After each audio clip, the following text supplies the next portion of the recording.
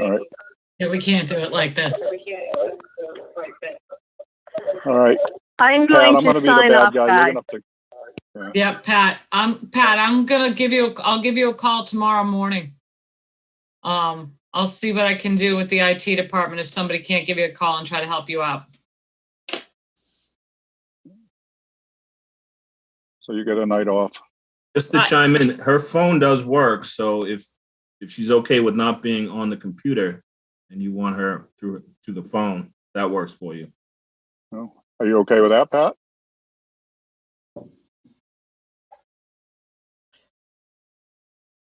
You're on mute on both.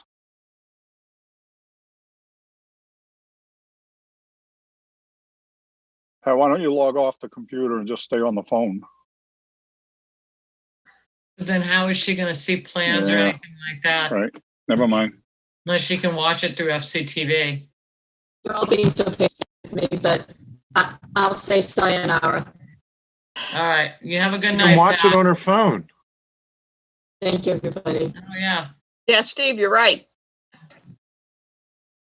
She could log in through her phone.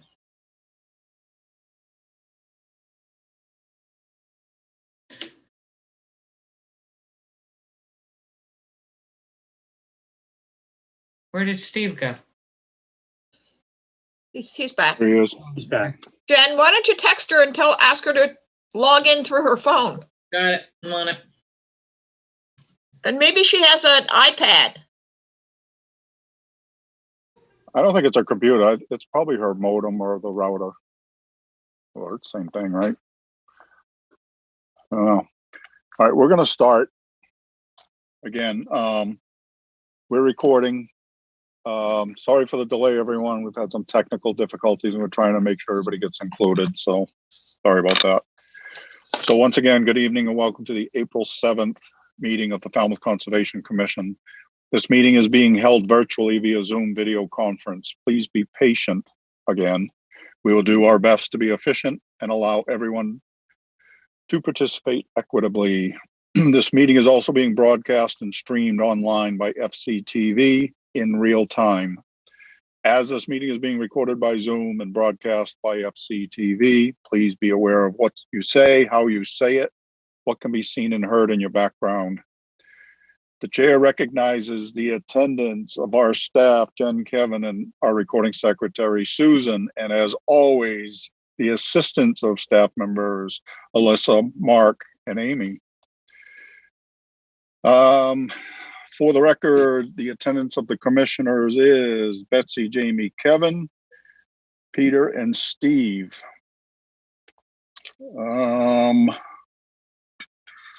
So we meet quorum. I'll remind you that for commenting, I'll call on each of you at the right time. Let's not speak over each other.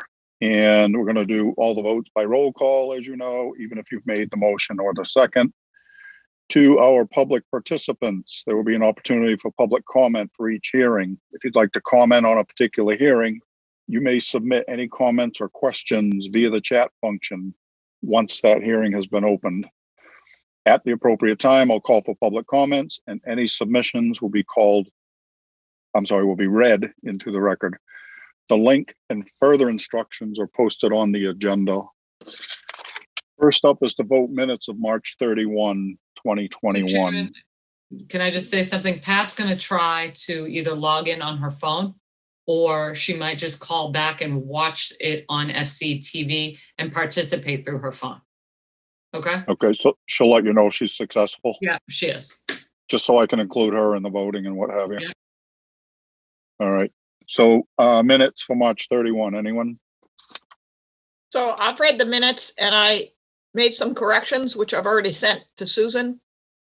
For instance, most of them were pretty minor, but for instance, on page 7, when we were talking about 70 cubic yards of sand, I think Susan mustn't have heard the amount and had it as square feet. So anyway, I corrected that.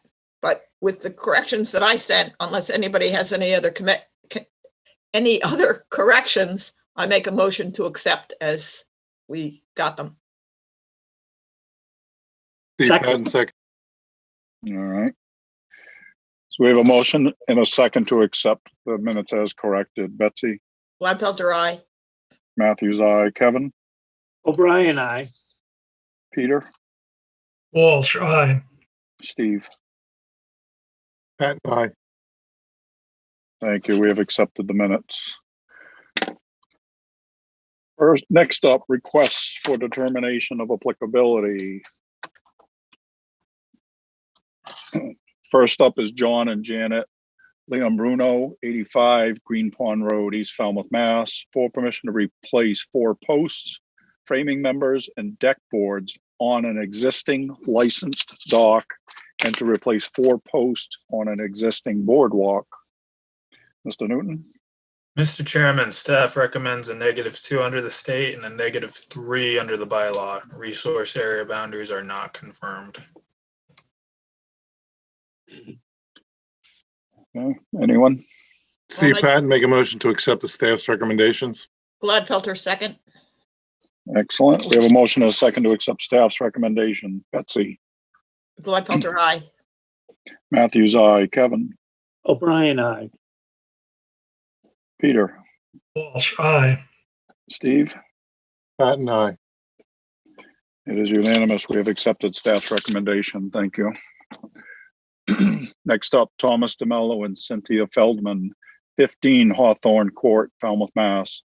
For permission to construct additions to an existing single-family home, to construct a garage, to install a gravel driveway, to construct a new front deck, and to trench the electric line. Mr. Newton? Mr. Chairman, staff recommends a -2 under both the state and the bylaw. Resource area boundaries are not confirmed. I'll make Gladfelter make a motion to accept staff's recommendation. Steve Patton, second. All right, we have a motion, and a second to accept staff's recommendation. Betsy? Gladfelter, aye. Matthews, aye. Kevin? O'Brien, aye. Peter? Walsh, aye. Steve? Patton, aye. It is unanimous. We have accepted staff's recommendation. Next up, Robert Hebden, KTH, East Falmouth, 2016 Realty Trust, number 3 Avenue A, East Falmouth, Mass. For permission to construct a 15 by 24 enclosed deck. Mr. Newton? Thank you, Mr. Chairman. Staff recommends a -2 under the state and under the bylaw. Resource area boundaries are not confirmed. Make a motion to accept as staff's recommendation. Gladfelter, Patton, second. Here we have a motion and a second to accept staff's recommendation. Betsy? Gladfelter, aye. Matthews, aye. Kevin? O'Brien, aye. Peter? Walsh, aye. Steve? Patton, aye. It is unanimous. We have accepted staff's recommendation. Next up, Boston Gas Company, care of Andrew Shelby, 93 Jewelers Avenue, East Falmouth, Mass. For permission to install a residential gas service line. Mr. Newton? Mr. Chairman, staff recommends a -2 under the state and the bylaw. Resource area boundaries are not confirmed. Gladfelter, make a motion to accept staff's recommendation. Patton with a second. Okay, we have a motion and a second to accept staff's recommendation. Betsy? Gladfelter, aye. Matthews, aye. Kevin? O'Brien, aye. Peter?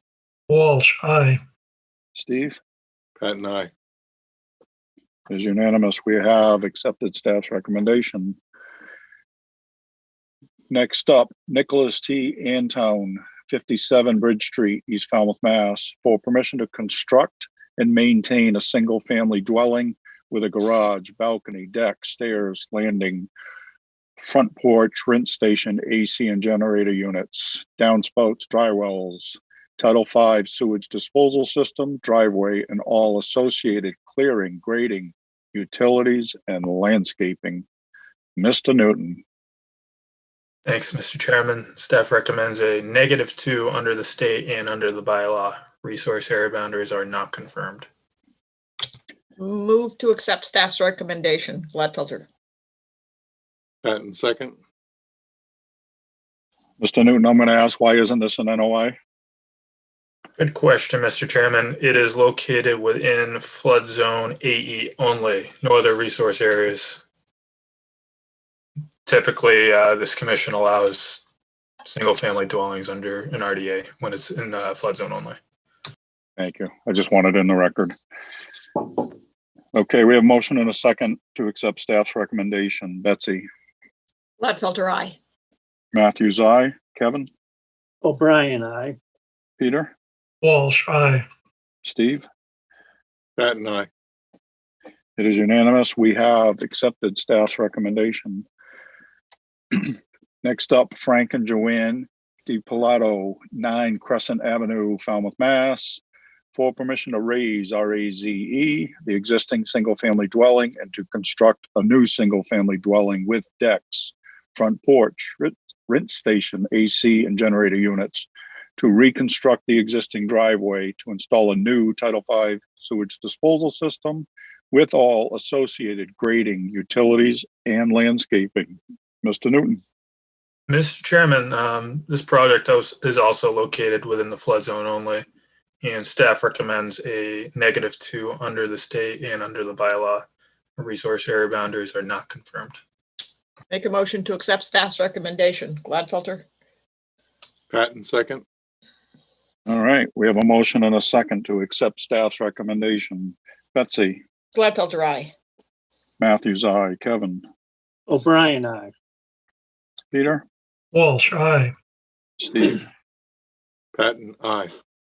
It is unanimous. We have accepted staff's recommendation.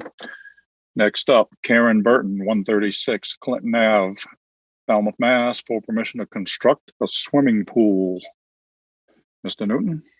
Mr. Chairman, staff recommends a -2 under the state and under the bylaw. Resource area boundaries are not confirmed. Gladfelter, make a motion to accept staff's recommendation. Patton, seconds. I sense a pattern. All right, we have a motion and a second to accept staff's recommendation. Betsy, Gladfelter, aye. Matthews, aye. Kevin, O'Brien, aye. Peter, Walsh, aye. Steve. Patton, aye. It is unanimous. We have accepted staff's recommendation. Next up, John P. and Kyle M. Daly, Bogle, 34 Creekor Drive, Falmouth, Mass, for permission to construct a 3.5-foot expansion to an existing deck. Mr. Newton. Yes, Mr. Chairman, the applicant is requesting a continuance until April 28th to investigate a potential vernal pool. Gladfelter, so moved.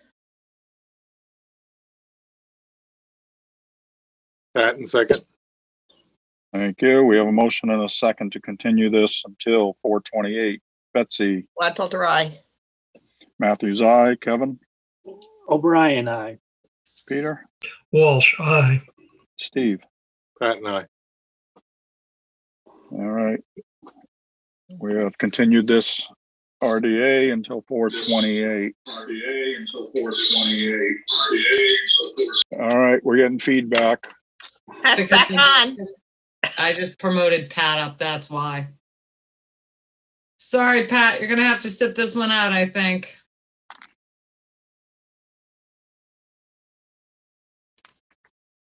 This is just her phone? I don't know what she's on. No, I think that's her computer. Because her phone showed as her phone. But if you used it, if you logged on, I am on my phone. Can you see me or hear me? we can Can hear hear you. you, can't see you. And there's no feedback. Okay. Can you watch it on TV? I have the TV on. I have my, I'm holding my cell phone to speak to you. If it's okay with you guys, I don't have a problem. Okay. Yeah. Okay. That's fine. All right. Next up are requests for hearing under notice of intent All hearings of the Falmouth Conservation Commission are held simultaneously under the authorities of the Massachusetts Wetlands Protection Act and the Falmouth Wetlands Bylaw. Although a single decision of the commission is issued, it represents a separate decision under each authority. First up, Stephen J. and Lorraine Barilaro, 36C Alder Lane, North Falmouth, Mass, for permission to construct and maintain a detached garage, an addition, a deck, stairs, and to reconfigure the driveway, to install dry wells, and to install mitigation plantings with all associated grading and landscaping. Mrs. Lincoln. Yes, Mr. Chairman, the applicant is requesting a continuance until April 28th. Gladfelter, so moved. Harris, Patton, second. second. Oh, wow. Oh. Steve, you got beat. Wow. Whoa, whoa, whoa, whoa, whoa. Everyone's a comedian. I wanted right. to impress. We have a motion and a second to continue this hearing until 4/28. Betsy, Gladfelter, aye. Matthews, aye. Kevin, O'Brien, aye. Pat, Harris, aye. excellent. Peter, Walsh, aye. Steve, Patton, aye. it is unanimous. We have continued this hearing until 4/28. Since we haven't opened it, I'm not asking for public comments.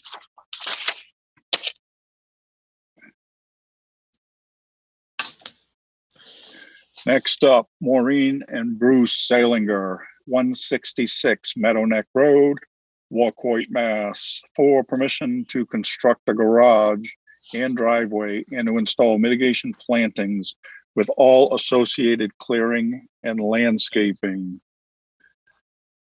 Mr. Chairman, I've Jim? promoted Mike Borselli up to present his project. Excellent. Mr. Borselli, it's all on you. Thank you, Mr. Chairman, members of the commission. For the record, Mike Borselli representing the applicant. The property in question is located at number 188 Meadow Neck Road. There is an For existing. the record, Mike, you're not sharing. Oh, you intend to? permission to share. Please. I was flailing away. Pointing it Yeah, out. I didn't want you to go too far. Thank you. The property is developed with a single-family dwelling, driveway, landscape features. It has frontage on Hamlin's Pond, which would be land under the ocean, and I presume land containing shellfish. It's more than 100 feet from all of the proposed activities. There is a salt marsh system at the base of a non-eroding coastal bank. The boundary of the salt marsh is shown on the plan. The top of the coastal bank is delineated on the plan. Portions of the lot are also within land subject to coastal storm flowage. Closest to the water, AE 12, moving landward, AE 11 from this blue line to this blue line, and then landward of their non-flood zone. There's an ACEC on the property, and that's delineated on the plan, and it coincides with the flood zone, and it's very close to the top of the coastal bank. The no disturbance zone A from the salt marsh is shown on the plan. It's this green line here, and then the no disturbance zone A from the top of the coastal bank is shown here, and then the outer buffer zone from the top of the bank is shown here. So the proposed construction activities, proposed garage, 20 by 22, and a connection from the existing gravel driveway to the new garage with additional gravel is shown in the outer buffer zone B to the top of the coastal bank. If you look at the plan, or if you've been to the site, you either see on the plan or see on the plan and saw on the site that it's a heavily wooded lot. We survey measured all the trees and identified the species in the caliper inch size. And we really wrestled with where to put this garage to minimize how many trees would have to be cut, because there's nowhere to really find a place. There is no way to find a place where you can avoid cutting trees. So we think we did our best to minimize, and we're realistic about trees that would need to be cut around the proposed garage. And I've identified them on the plan with big X's. There's 7 to be removed. And there's, we're proposing 7 new 3-inch caliper white oaks to be scattered in open areas where we could find them on the lot, in and amongst other trees in the same general location. There is, because of the gravel driveway in the garage, an increase in impervious surfaces. And we calculated those and identified that on the plan and the general notes.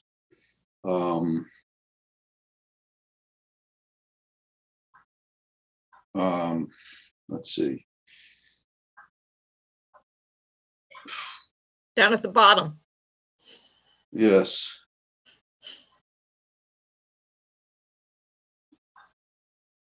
I think note 12 is not, I don't think note 12 is written correctly. I think it's supposed to say area of impervious surface.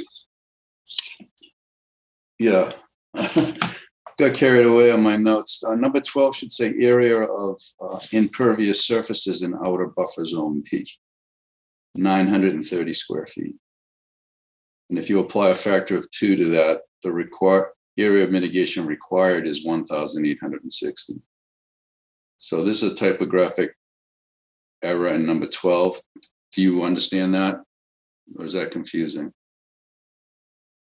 I understand it. Thank you. So we've doubled the impervious surface and added it, rounded up to 1,900 square feet. So that satisfies the mitigation requirements. I can fix the plan note and submit a revised plan. So the 1,900 square feet of mitigation planting is proposed in the shaded areas in green, and it's in areas in the no disturbance zone A to the top of the coastal bank. And it's strategically placed wherever we could find open areas, and we discounted areas around trees. You can see that's not shaded green. Here's another place where we discounted within, close proximity to these trees, so that we didn't propose to plant right up against the tree trunks. So this green area equals 1,900 square feet, and we broke it out. Each area is broken down 907. If you sum these up, 970, 300, and 200, 430. Those all add up to the 1,900 square feet. The proposed activities are not moving closer to the wetland resources than the primary structure. Like I said, we did our best to fit this into the regs and try to minimize disruption or removal of trees. We've shown a limit of work. We've shown 2 dry wells to contain roof runoff from the garage. And I think that sums it up. I'm happy to answer questions. Thank you, Mike. Jen, would you like to begin? Yeah, the only thing the staff had written, Alyssa had found that the property back in the early 2000s, something happened. We talked to Mark. He vaguely remembers having, there might have been the prior requiring 2 cedar trees to be planted. They're no longer where they were planted, but as Mike said, the lot's heavily wooded, so if the board feels that they shouldn't, the 2 cedars, don't really have to go back, that's fine. They were, I think Alyssa gave you pictures. They were down sort of near I guess where the dock. She took the picture. One of the pictures was looking up, and then she took another picture looking up the slope. So, I mean, that's the only thing the staff has. All right. We're happy, Mr. Newton? we're happy to plant the trees, Mr. Chairman. Sorry to interrupt. That's okay. And then I talked to Mike today and told him if the board wanted the cedars back, they could just condition it. Mike, you just said you'd put them in, correct? Yeah, I had talked to Jen earlier to get a clarification, and I think that where the two seats were, I think I have an idea where they were. And I think we could plant 2 more cedars back in the same place. But I can work it out with staff if that's acceptable. That's fine. Yeah, that's fine. Mr. Newton, do you have anything? No, I don't, Mr. Chairman. Thank you. All right. I'm going to open up to commission comments. Betsy? I have no comments. Thank you. All right. Mike, I just have a question. In your narrative, you used the word, I think, redevelopment. What qualifies as redevelopment? Well, if you read the definition, it includes expansion of existing footprints, additions and things like that. Even though it's not an expansion of the footprint or addition, it's still work within the resource area buffer. So it's something that's new to the site. So, I guess the semantics, whether you want to call it redevelopment, it's in it's in an area that's was developed because there's already house, some clearing, driveway, but it's not an addition. So I guess it's a technicality. Okay, I'm just trying to understand, that's all. Thank you. Mhm. Mr. O'Brien? No comments, Mr. Chairman. Pat? No comments, thank you. Come on, after all that, you should be talking our ear off. It was very clear. Gee. All right, Peter? Took a lot of effort. Yeah. Mike, this is a good presentation. No comments. Steve? Yeah, there's nowhere else to put that garage. I think that's a good siting and outside of the primary concern area. Excellent. Jen, is there anything in the public chat function? No, Mr. Chairman. I'll make a motion Thank to you. close this hearing and take it under advisement and let Mike go away with an attaboy. Oh, thanks. Pat and second. All right. We have a motion and a second to close this hearing. There's nothing further. I'm taking the vote. Betsy? Gladfelter, aye. Matthews, aye. Kevin? O'Brien, aye. Pat? Harris, aye. Peter? Walsh, aye. Steve? Pat and I. It is unanimous. We have closed this hearing. Thank you, Mr. Borselli. Thank you, Mr. Chairman. Thank you, commissioners. Hang tight, Mike. I think some of those trees were wider than you said, Mike. Where did Mike go? Isn't he supposed to still be here? Yes, he is. Oh, here he's back. All right, next up, John and Leah Wagner, 52 Deacons Avenue, Falmouth, Mass. For permission to raise RAZE, an existing single-family dwelling, and to construct a new single-family dwelling with all associated clearing, grading, and landscaping. Jen? Yes, Mr. Chairman, Mr. Borselli is here to present his project. Back again. Thank you. Mr. Borselli, it's all on you. Thank you, Mr. Chairman, members of the commission, Mike Borselli, Falmouth Engineering. With your permission, I'll share the screen.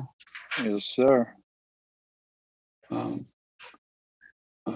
applicant, John and Leah Wagner, own the property at 52 Deacons Avenue. Deacons Avenue is along the eastern shore of Falmouth Inner Harbor. The existing house and proposed reconstructed house are on the landward side of Deacons Avenue from the wetland resources.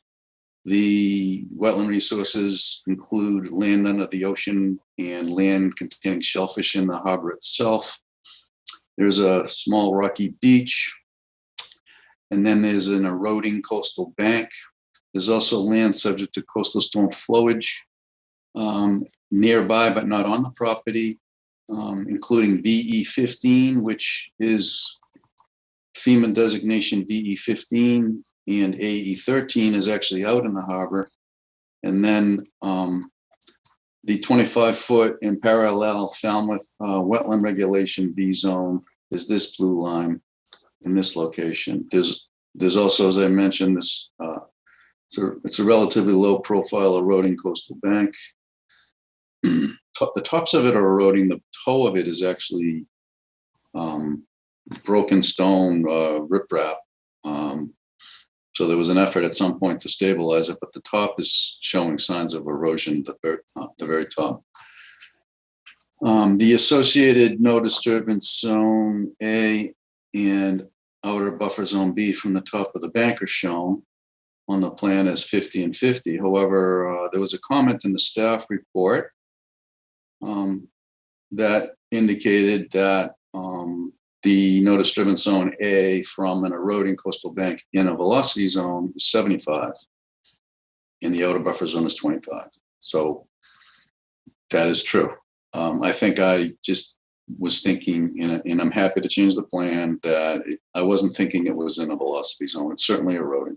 I was thinking velocity zone FEMA designation, but technically this commission recognizes a velocity zone being 25 feet in parallel landward of the FEMA one. So technically this is under your regulations, an eroding bank in a velocity zone. So it doesn't really change the project. It just makes the A zone 75 and the B zone 25. This is the existing conditions on the property.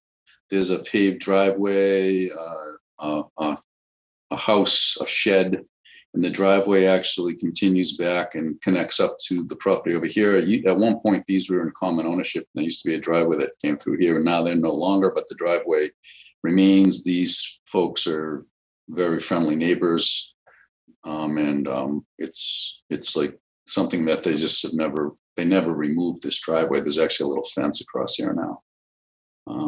So that's, and I wanted to point out this lot is 3,032 square feet.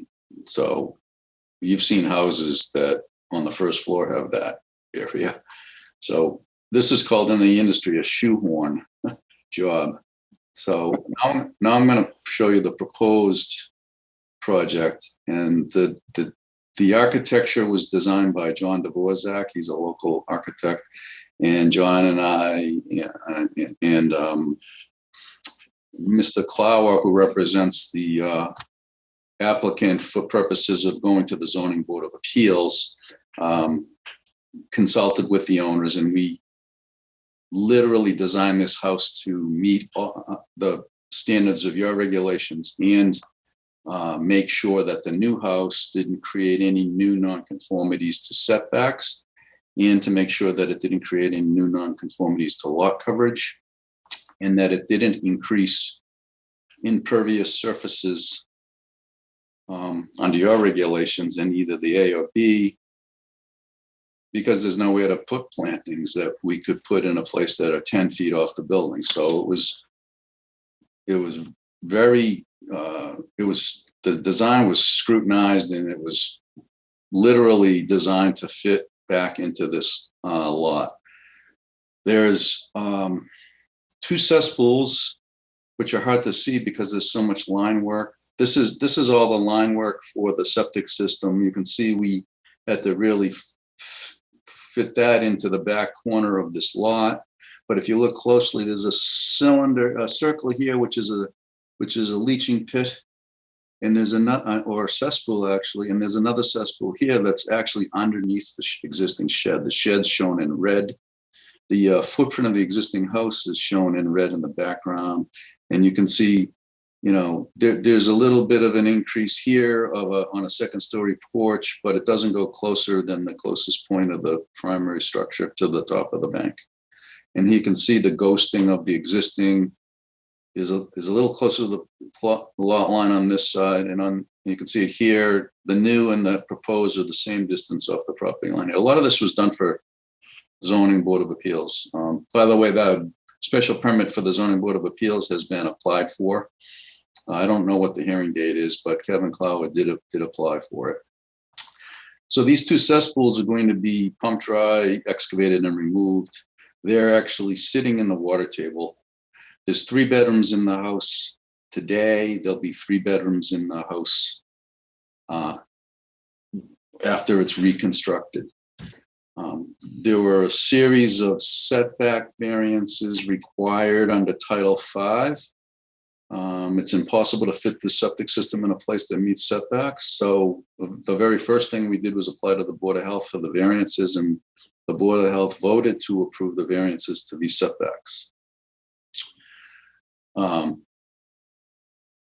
So you can see we're removing the asphalt driveway and just putting, one of the things we did to meet the no net increase in impervious surfaces, we taking out all the asphalt that, if you remember from the existing conditions plan, went all the way back through here. We eliminated that, and we're just going to do the tire strips. And there's a few pavers here through grass that will lead to more grass, and then a small patio over here. There's actually even a small landscape wall. It's 2 feet tall surrounding this. And we counted that in the impervious calculations as well.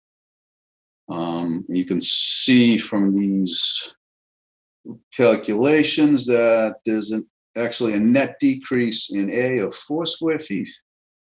And there's a net decrease in the B zone of 149 square feet. That's due to the significant removal of the paved driveway and replacing it with grass back here, and in the only area that would be like an outside yard area. So all these components that you see here are underneath the grass septic components. And there's some, you can see some more, we counted these bluestone pavers. So it was really thought out, and it, designed to fit into this lot. I think that sums it up. I'm happy to answer questions, but I recognize I need to change the A zone to a 75 foot and the B zone to a 25 for the top of bank. And with that, I'll be happy to answer questions. Thank you, Mike. Jim, do you want to start? Sure, Mike, since you're going to be doing that, can you add the buffer zones for land under ocean too on the plan for me? Sure. I know you're trying to minimize it, but for the agents, it's good to see all of the buffer zones on there. Yep. So they're not guessing at what's going on. Okay. You pretty much answered most of our questions. The strip out for the septic, you're encroaching on the neighbor's property. Can we have a letter of permission from them, please? Yes, I will. Like I meant to mention that. So this gentleman actually, you can see now formerly Peter Akins. He owns land surrounding this. You're going to be seeing an application for a new septic system for Mr. Akins' property over here. He has 2 failing septic systems here. In fact, You're not sharing, Mike. Oh, geez. Sorry. So Mr. Akins owns the property. You can see Akins, there's different lots that he owns. This property, lot 26 and 27, have 2 houses on them, and they have cesspools that have, they're ready to be upgraded. They haven't formally failed, but since there's a relationship in that, if this project's approved and it goes forward, the only real access to the back of his house, because he has frontage on Grand Avenue here, if you've been to the site, there's no access to the backyards with heavy equipment to do any repairs to the septic. So the concept is, if this is approved, he's getting permits from the Board of Health now, and then I'll be coming to you probably as an RDA to upgrade these 2 septics. The concept is that the construction access is going to be through this lot to do all 3 septic systems. So that's long-winded, I apologize, but there's a cooperative effort. You can see there's a line here. Part of the septic system for the Wagner the applicant before you requires them to remove unsuitable material that goes over the property line onto the land of Akins. He's expressed a willingness to allow that, so I can get that letter. Okay. And I'll stop sharing. And the only other thing is, basically, as you said, the architects have done a good job fitting this in there, maximizing the space available to you in this lot. And what happened is like every scrap of vegetation on this lot looks like it's being removed. Is there anything going back, like any sort of wildlife habitat value going back onto this lot in the form of shrubs? I don't know of any landscape plan yet. Most of the lot now is either grass or some ornamentals. I haven't heard any discussions about a landscape plan. If you want me to I don't even know where you would put it because the hedgerow now is on the town, yes, in the road right layout. of way. Right. So just talk to your client and have them think about adding something back. I think they're going to want something, but I don't know if I haven't heard any discussion about a landscape plan, probably because they didn't really see a lot of opportunities. Yeah, okay. And that's all we have, Mr. Chairman. We just need those notes on that plan, the revised plan, and the letter of permission for the strip out. Mm-hmm. Mr. Newton, do you have anything to add? Yes, Mike, I apologize if I missed this, but do you need a dewater? No. The groundwater is at elevation 0.5. And I know that because we did the test hole for the septic system here, and I just know it because local knowledge around this area is 0.5. And if you look at the plan, these numbers represent the ground surface, 7.5, 7 points. I'm not sharing. Sorry.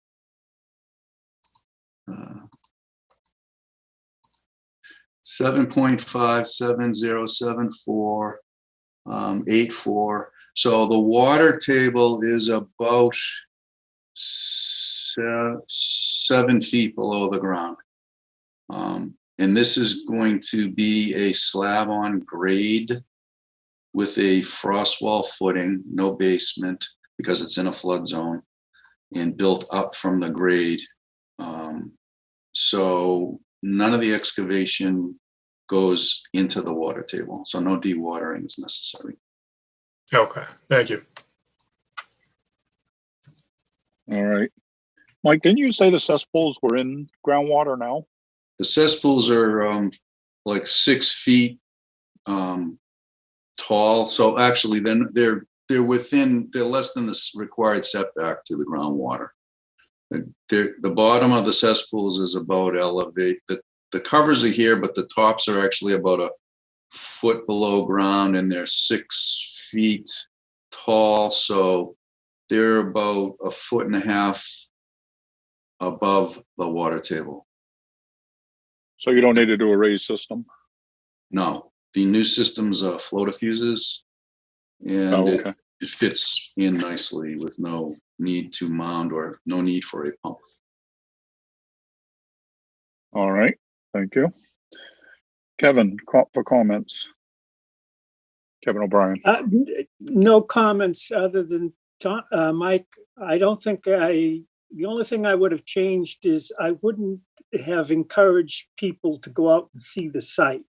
Because when you walk around the building, you come away convinced there's no way they're going to be able to put it there. But that's their problem. A lot of thought went into this. Pat, No comments, thank you. Peter? I'm glad that it would be converted from a cesspool to a Title V, and there is chance that a couple of neighbors will follow suit. No further comments. Thank you. Steve? Yeah, I agree with Kevin's comments. And I assume they were just going to build it somewhere else and bring it in with a crane and drop it on. Probably be easier in the long run. Betsy? Mike, when you redo the plan, you're going to have to redo your impervious surface summary Yep. because the A and B zones are going to be different now. Yes. Yeah, I don't think it's going to matter at all because Right. you have a minus. And I'll give you an attaboy for this one. And I wish every engineer that presented something in front of us did the same kind of analysis and did a building envelope for each of the boards that you have to go before, and then design your structure. Yeah, it was just, like I said, it was what we call a shoe one. With a lot only 3,000 square feet, it's very challenging. Yeah, you did a good job. I mean, it's a nice analysis of how you have to meet the different regulations. Thank you. All And with right, that- Jen, is there anything? I'm sorry, didn't mean to cut you off. Oh, I was just going to say, if there are no comments in chat, I'll make a motion.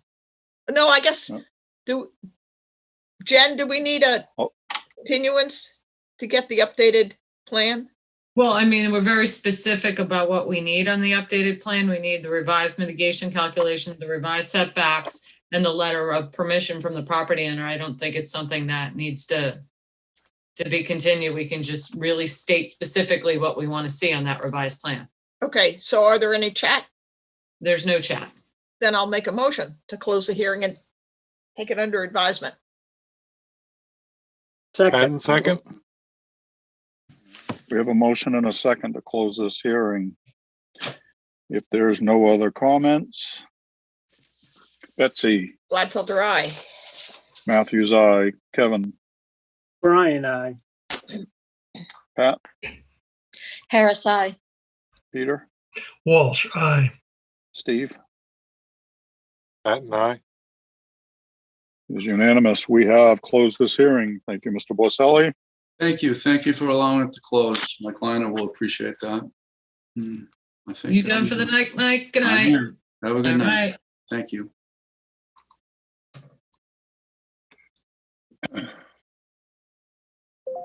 All right, next up are continued hearings under a notice of intent. First up, Edmund Der Stepanian, 29 Nauset Avenue East, Falmouth, Mass, for permission to remove an existing deck to construct an addition, porch, deck, and set of stairs to Vista Prune according to FWR 10.18, 10B, and to install mitigation plantings. Jen? Yes, Mr. Chairman, I've promoted Tom Bunker up to present his project. Mr. Bunker, good evening. You're up. Good evening. Thank you. For the record, my name is Tom Bunker with BSS Design. Prepared this plan, and I could ask Jen, the Edmund or Salpi Der Stepanian in the audience. Do you know if they might just be watching? I don't know if they maybe wanted to take part, but if not, I'll go ahead with it anyway. Let me share the screen here. I have an Ed Stephens, so we are watching. They are watching. Okay. So behave, Tom. All right. I'll try to speak well. Do you see my screen? No. Not yet. No. We can see you. You can see me. Okay. Huh. Let me see. Wrong. You need Jeff to help you? Yeah. Wait a minute. I got share screen.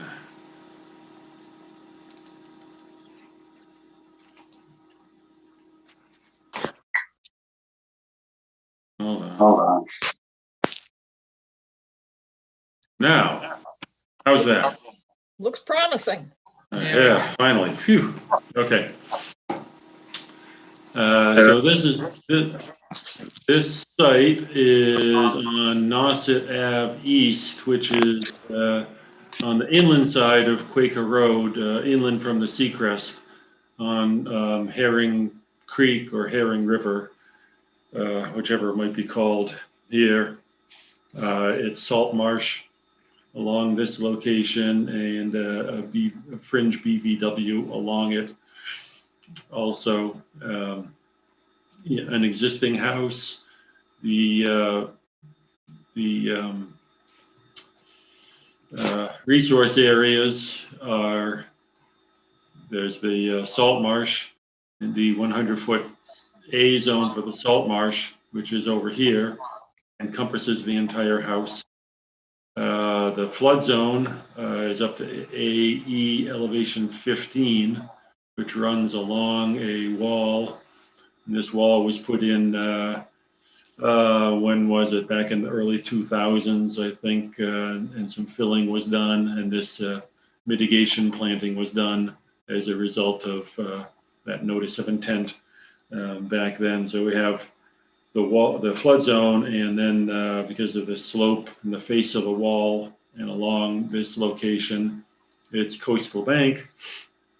But part of this slope running up from the flood zone up until this area is steeper than 4 to 1. So the coastal bank comes up into this area. And there is, well, there's a 50-foot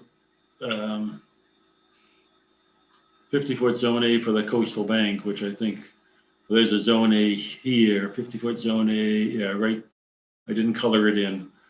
This 50 feet and then this 50 feet, and it goes up basically all of this site is within the zone A of either the salt marsh and coastal bank. In addition to this, Herring Creek is considered a river. The mouth of the river is at the Quaker Road bridge. And so this is a riparian zone. So we have the 100-foot inner riparian zone, which is pretty much coincident with the zone A of the salt marsh. And then all the rest of the lot is within the outer riparian zone. So we have this, and the first plan we did not show a lot of the, or showed some impervious structures that were never approved. They had been built by the previous owner after we had, we did an RDA to upgrade the septic system up into this location. And when they were putting it all back together again, put in a big patio here. There were a couple other areas. So down in this location, there's a set of concrete steps that were fairly new. Some stepping stones. There's a bluestone area here, which I think is fairly old. It wasn't very new, but we had never shown it on a plan before, so I can't really say. A little area of stone right here. By the way, these areas that have colored in are all being proposed to be removed as unpermitted, except for this one corner, which is actually what we're requesting permission to remove now. But there's some little cobblestones down here, which went into coming out from the shower. The shower now opens, or has been open, to the north for a while. And there is a concrete slab, which I do not have colored in as to be removed.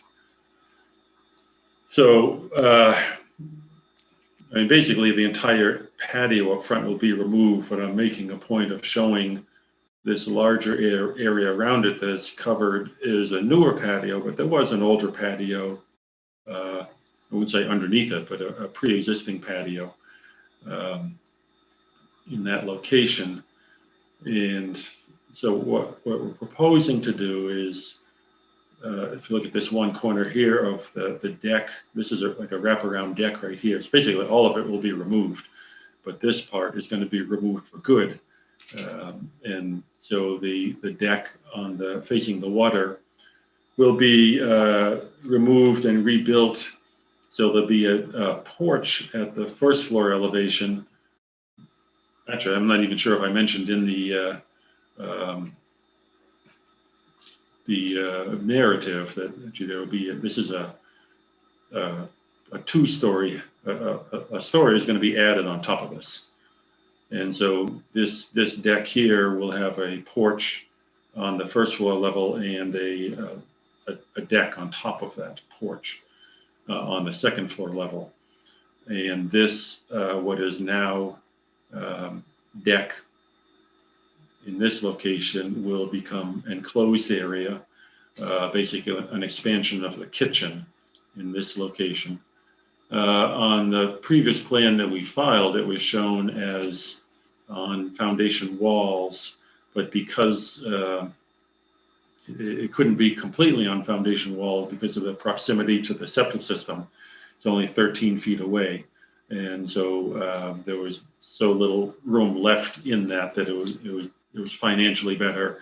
It made no sense to have a small enclosed area. So this will now be done just on piers, as will the porch and deck structure here will be just on piers. And the two will no longer be connected. So this area is open.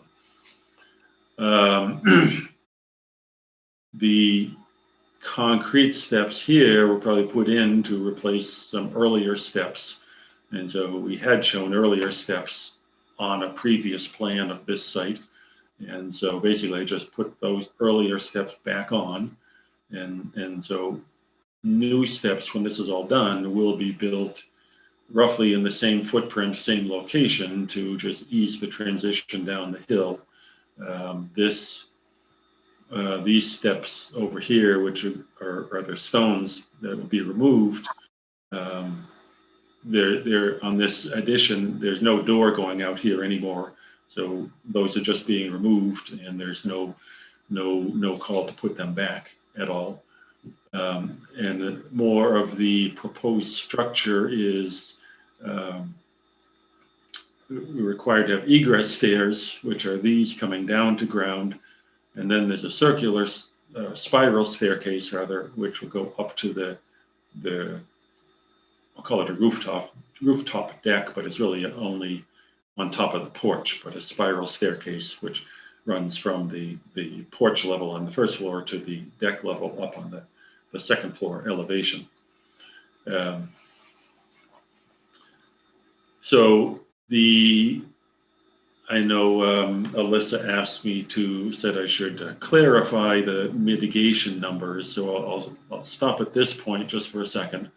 The mitigation numbers I have are what I had on for the original time when, as a result of rebuilding the deck and all, as the deck and the kitchen expansion, taking out this corner of the deck and adding these steps and the spiral staircase is 40 square foot increase.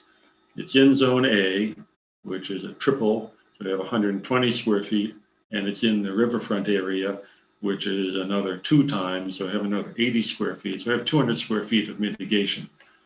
So I added the little paragraph after that, but I'll go into this graphically at the moment. So this patio, which was a pre-existing patio,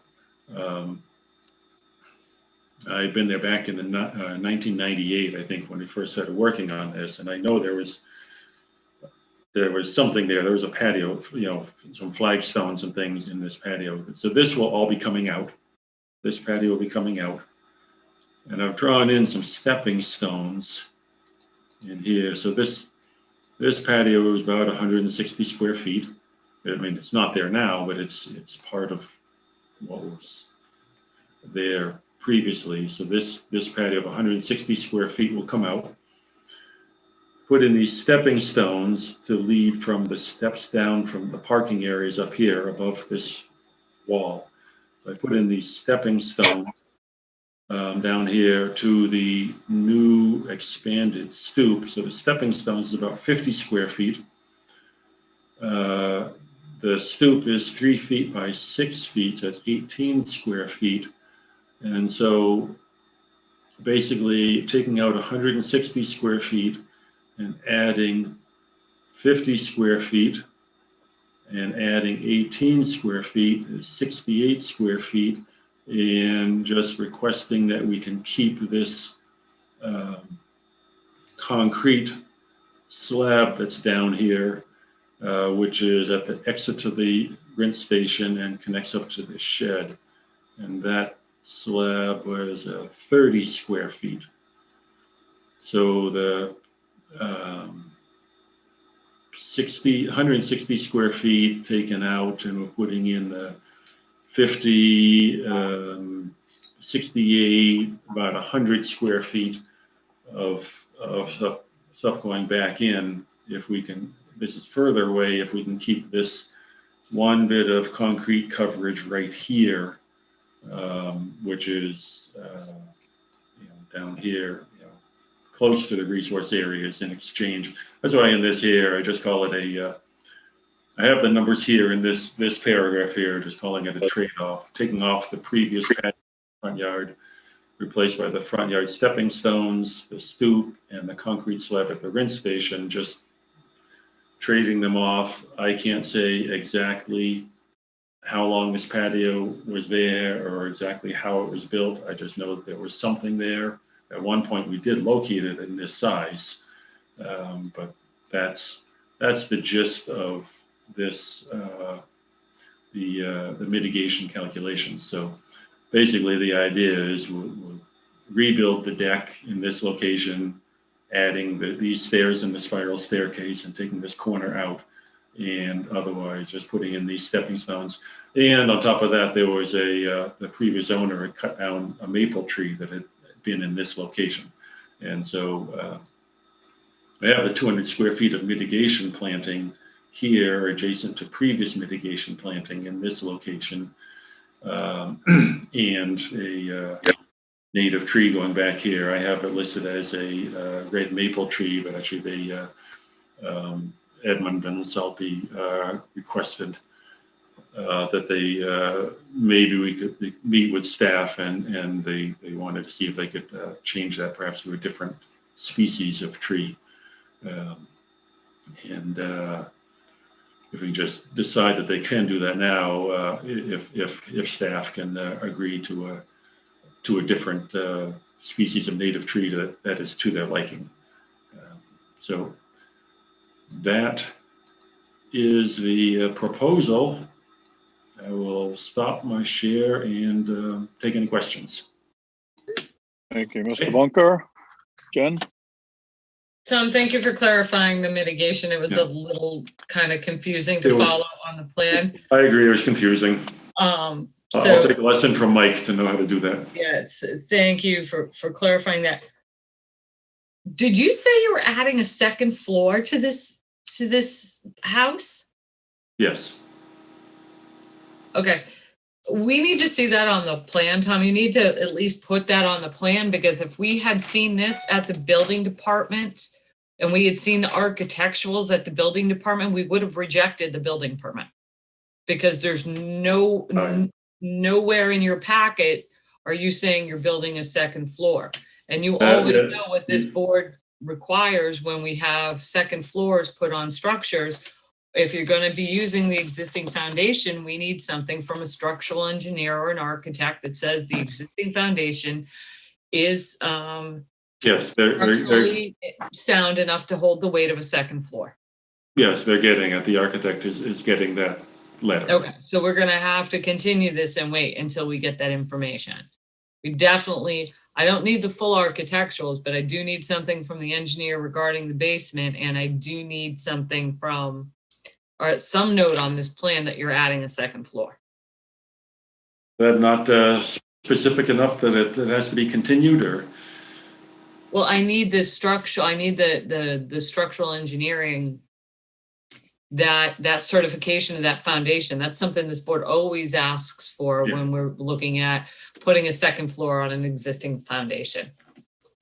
Right. Sorry, Tom, I hate to continue again, but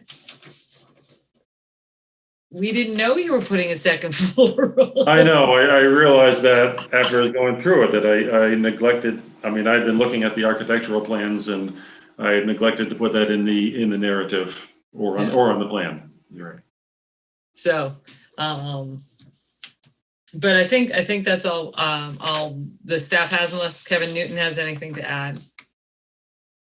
No, I was just going to ask about what was just covered. So thank you. All right. We're going to move on to commissioner comments. Mr. O'Brien, we're going to start with you. No comments. Sorry. Pat? Comments? Peter? Peter, you're on mute. No questions or comments. All right. Steve? Thanks for the presentation, Mr. Bunker. I was very confused and now it's clearer. Yeah. Thank you. Okay, Betsy, You're on you're mute. muted. Tom, we're sorry you have to come back, but we've learned the hard way if we don't get the structural engineer paper first. Yeah, I It's understand better- that. It's better all the way around.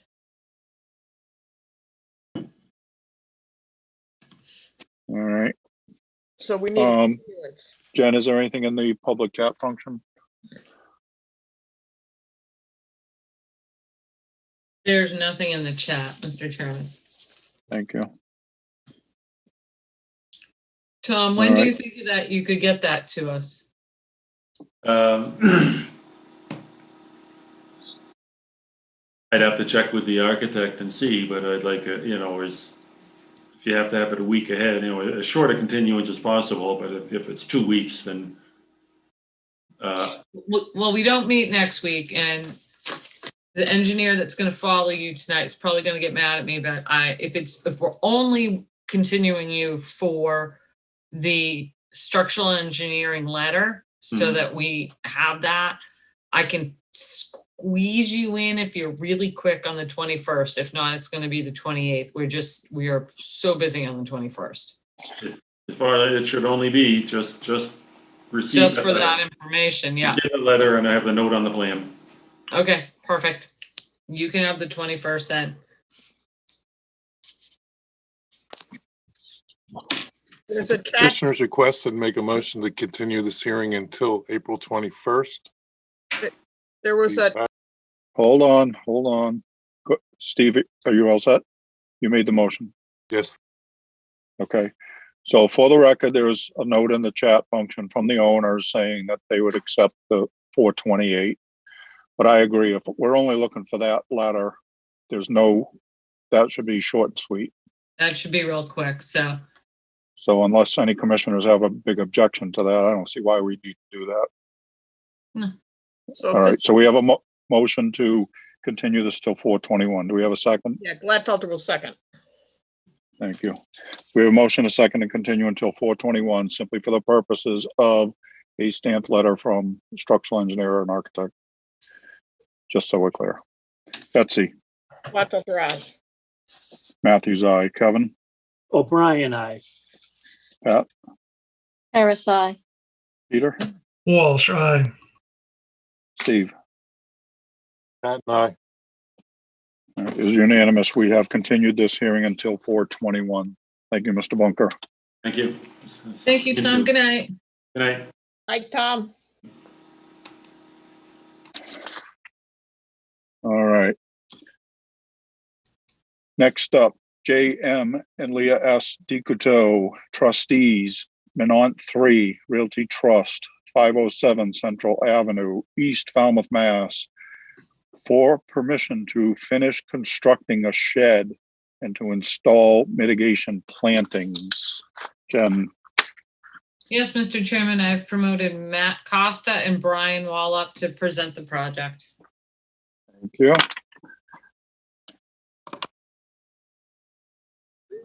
Matt, are you going to begin? Yes, I will. Hey, Pat, good job tonight overcoming technical adversity. Matt, before you start, just to make sure Pat Harris knows that I'm on the panel, she might want to make a disclosure. Thank you. I appreciate that, Brian. Mr. Chair, may I just make my disclosure? Sure. I have a professional relationship with Attorney Wall regarding a matter not under the jurisdiction of the commission. I filed my disclosure with our appointing authority and town clerk outlining our relationship and stating that I can act without prejudice on matters presented to the commission by Attorney Wall. I'm making this disclosure to dispel any potential appearance of conflict. Thank you. Thank you, Pat. Thank you, Mr. Wall. For the record, Matt Costa, Cape and Islands Engineering. I'm here tonight, as you guessed, with Brian Wall. Together, we're representing the applicant. We're here tonight under a notice of intent application to permit a new shed on this property located at 507 Central Ave. I have it pulled up on the screen here. This is the site plan overlaid on aerial imagery that was taken in 2018. The site really hasn't changed much since that aerial was taken. Resource areas for this project include land under the ocean, land containing shellfish, salt marsh, coastal dune out on the south area across the street and adjacent to the property, and land subject to coastal storm flowage, specifically a velocity zone. Give you guys a little bit of background for this. Some of you might have seen this before. This project has the benefit of an order of conditions for reconstruction of a existing seawall that's out here, and to install a new retaining wall along the shoreline, and to allow an area that has been traditionally occupied prior to the Wetlands Protection Act to be allowed to grow back naturally. In addition to that work that was approved in that order of conditions was this, I'm going to zoom in here, this hatched area. You see it hatched with circles. This was a parking area where the approval was for them allowing them to reinforce this turf. So what we were doing was to take up the turf and to put down reinforcing systems so that we could then plant grass over it and be able to park cars in this area. So this was intended to be a parking area. Part of the history on how we got here is that the owner had their builder that they've used for a long time, and he's now retired and helps them out on occasion. They expressed that they wanted a shed, and he went down to the building department and was told that they need a building permit for a shed under 200 square feet. And the shed subsequently was started to be built, and came to my attention that that was happening. And I talked to the builder about it. And this was a very short period of time from the time that they started to the time that I was notified. I was driving by, really. And Jen was notified by, I believe it was Department of Natural Resources. So I called Jen the day that I found out, and it was the same day that she was notified about it. Told the contractor to obviously stop work so we could get the appropriate conservation permits. What they were told at the building department is true. It doesn't need a building permit, but you still need permits from conservation. So that's how we got here. We applied under a request to amend the order of conditions for the seawall work to allow this shed. And I thought the hearing went pretty well, and we had mitigation plantings proposed, and there were some questions about if we had used 200 square feet of area of addition on the property before, and we haven't.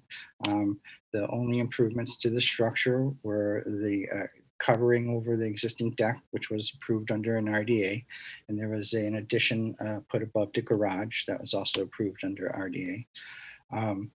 There was no other 200 square foot addition on. So there was that general line of questioning, and I surprisingly found out afterwards the request to amend the order of conditions was denied. So what we've done is we have now filed a new notice of intent specifically for this shed, and we are seeking permission to allow the shed in its present location, which is shown here in the hatched area, which is located within the previously approved parking area. And it's 15 feet away from the wetland boundary, which is the salt marsh, which is not any closer than the closest point of the structure over here. You can see there's a fenced patio area that's 7 feet from the wetlands. The shed currently is under construction. It has not been completed. And they are obviously seeking approval to complete that shed. As part of meeting the requirements under the regulations, we are proposing 3-to-1 mitigation. Because this is all A zone, we're all within 100 feet of the salt marsh.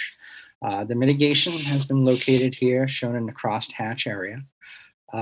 Total 600 square feet, and it's going to replace legally existing lawn area. Believe that this improvement is significant. It will be a net environmental benefit. It will improve the natural capacity of the property to protect against storm flood damage, and it will increase natural habitat. We believe that the project in that light does meet the applicable performance standards, and we are respectfully requesting you issue an order of conditions. With that being said, I will kick it over to Brian to see if he had anything to add, and we're both available for any questions. Thank you, Matt. May I speak briefly? Mr. Wall. Thank you, Mr. Chairman. For the record, Brian Wall, I'm here tonight with Matt Costa, obviously representing the applicant Jay Dakota and his family.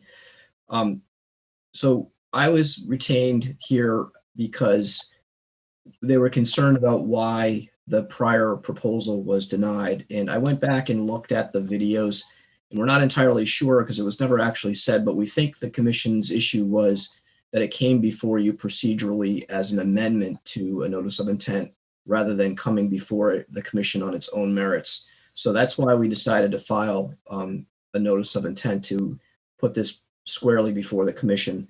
And essentially what our contention about compliance with the regulations is that in your land subject to coastal storm flowage regulations, new structures are prohibited in velocity zones, but there is a section at the end, 1038-4 F, F, which basically says, notwithstanding anything before this, the commission does allow small 200 square foot additions. And so our contention is that the shed's under 200 square feet. It fits within this so-called carve out that I would call it. And essentially besides that, I agree with what Matt says, which is that the shed is proposed in an area that's already been approved for this fortification. So it's in an already altered area. And also, this property was originally built in 1929, and you can see the landscaping is not consistent with what the commission would like to see today.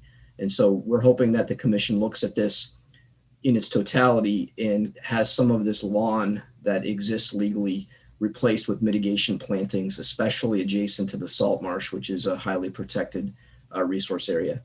So having said that we're asking the commission to approve this project. Thank you, Mr. Wall. Matt, you can stop sharing, please. Thank you. Jen, do you want to start? Okay, Mr. Chairman. I had sent all of you earlier the amendment denial, just so you kind of refresh your memory about these two projects. So in that denial, it was the construction of the new shed was presumed to have a significant effect on the resource area values under the velocity zone, which is 10.383B1 and 10.384D1 that prohibits the construction of new structures, including sheds, when those structures will have an adverse effect on land subject to coastal storm flowage. So that's how you ruled on this exact same project. Let's say what, a year or so ago? I don't even know if it was a year ago. I don't know when this amendment was, but it wasn't that long ago. And then the only other thing I have to add is if Matt,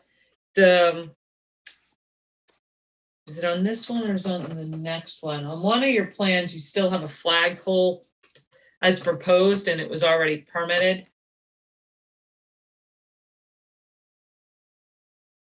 Matt? Okay. Yeah, so we can take the proposed language off the plan because it's not proposed under this particular project. And then two, if the board were to allow it,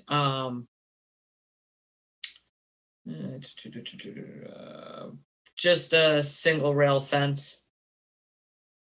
If you were to allow the shed, the single rail fence around the mitigation. So that the mitigation's a little bit more protected. Other than that, I don't have anything to add, Mr. Chairman, unless Kevin Newton has something. I think it's the other plan. Oh, it could be. I don't see the flagpole on this one. All right, it could be the other plan. Mr. Newton, do you have anything to add? I inadvertently switched my staff report, so I'm just trying to. No, Mr. Chairman, thank you. All right. I'm going to open up to commissioner comments. Betsy? It seems to me like this is a new structure in the velocity zone and it's not an addition. And so I'm reluctant to look at it in a favorable light. And that's my only comment. All right. Mr. O'Brien? No comments at this time. Thank you, Mr. Chairman. Pat? I agree with Betsy's comment. Thank you. Peter? No comment at this time. Steve? I know that we reviewed this before and came up with the determination that, as Betsy said, it's a new structure. And then Brian's point was, I found interesting. So I'm now more confused, but thank you. I really don't have a question. I'm just confused.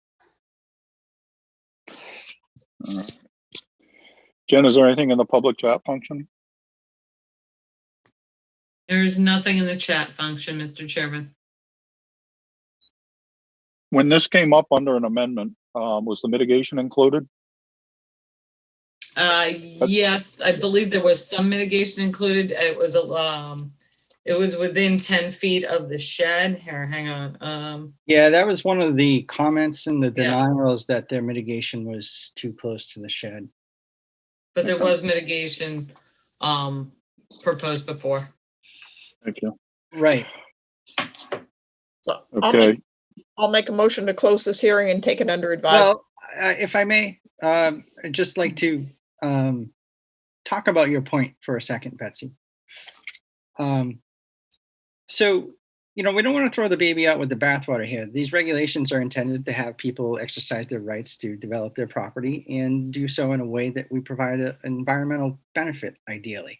And I think that's what this project really does here. If we were to take the same shed and attach it to the dwelling, there would be no question of it being okay. It's the fact that this addition is being separated from that dwelling.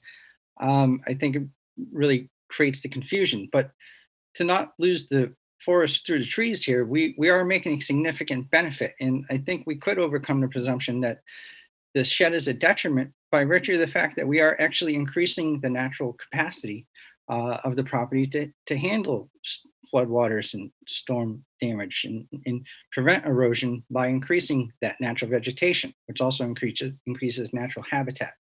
We have a parking area here that we could park things. It's a silly argument, I admit, but we could park a box truck there and put stuff in it, and that would be perfectly allowable.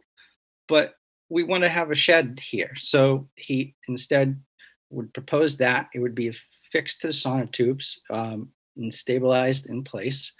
And it would result in a really significant improvement to the property that you otherwise just wouldn't see. So I would just, trying to get you to look at it from that perspective. I try to employ empathy and logic when I analyze something, and this is the way that at least I'm looking at it. I don't know if you have anything to add, Bray.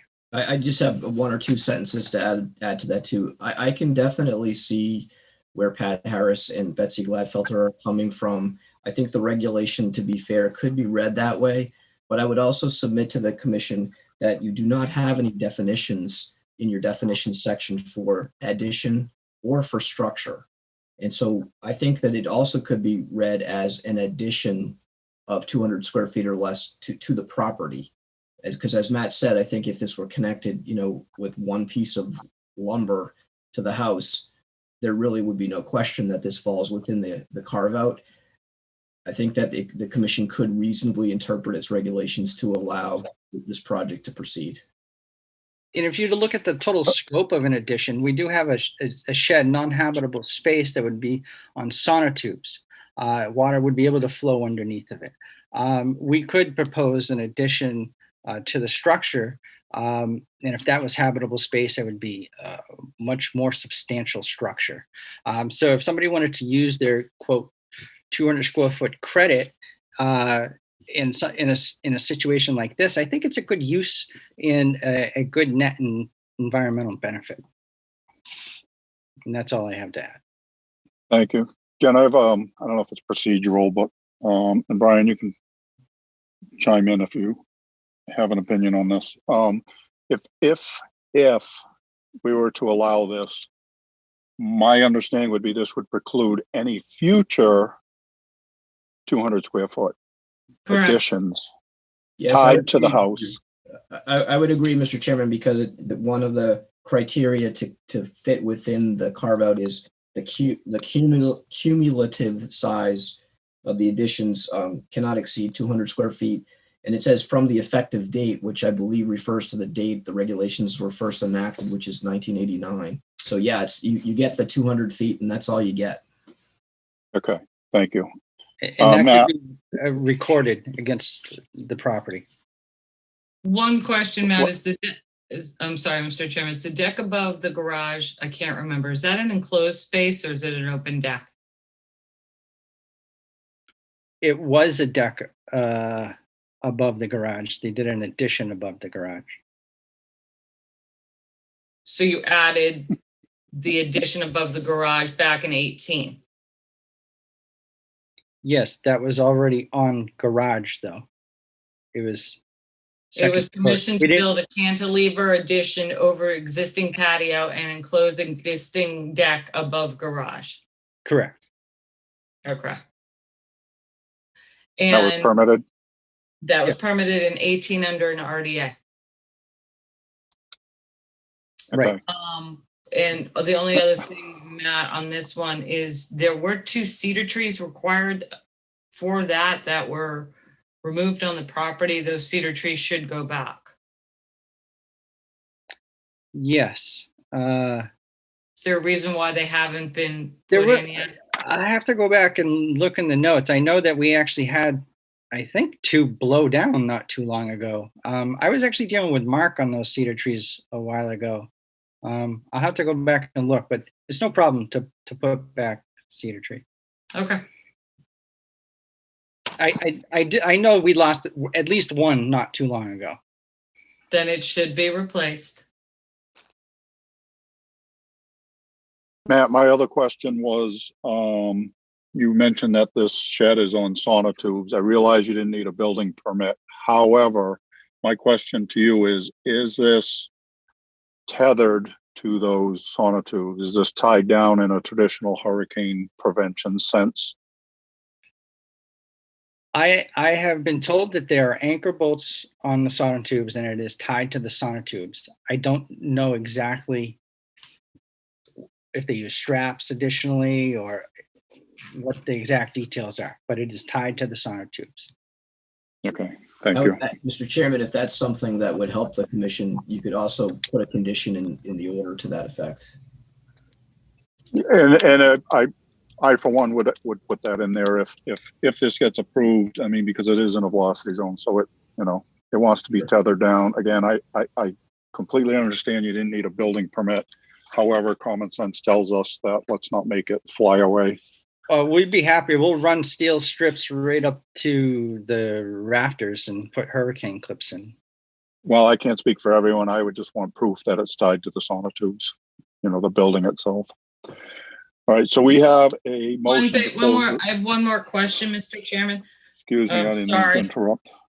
Go ahead. Well, I'm sorry. Matt, on your last plan for the second story cantilevered addition over the existing patio, it was 81 square feet. And that's in addition to the garage. How big is your shed? 198 square feet. Then that would exceed the 200 square feet, would it not? No, we had You an enclo- addition on top of a garage. Existing. You cantilevered it over the patio, though. You added structure over the patio. You cantilevered it over it. It's right on your plan, right here. Second story cantilevered addition over existing patio, 81 square feet. So I think what you're saying is then if it cantilevered, it would count towards the square footage. Yeah, I think that would, your argument is that the proposed addition was over an existing garage. In actuality, you added 81 square feet. So just to give the board, the board's going to have to deliberate this. So just to give the board the information, there's already 81 square feet of that 200 proposed that technically has been already used, for lack of a better term. So if I may, I think this regulation can be viewed that way. I think Jen has a good point. I also think that you could look at this by saying that this regulation is to prevent new structures in a velocity zone. And I know that this commission has interpreted the velocity zone as a 3-dimensional zone. And so if the addition on top of the house was outside of the velocity zone, it was not an addition inside land subject to coastal storm flowage. And that would allow the property owner to still have his credit for the shed. No, we've had things like this before that were cantilevered out that are considered part of an increase in the footprint.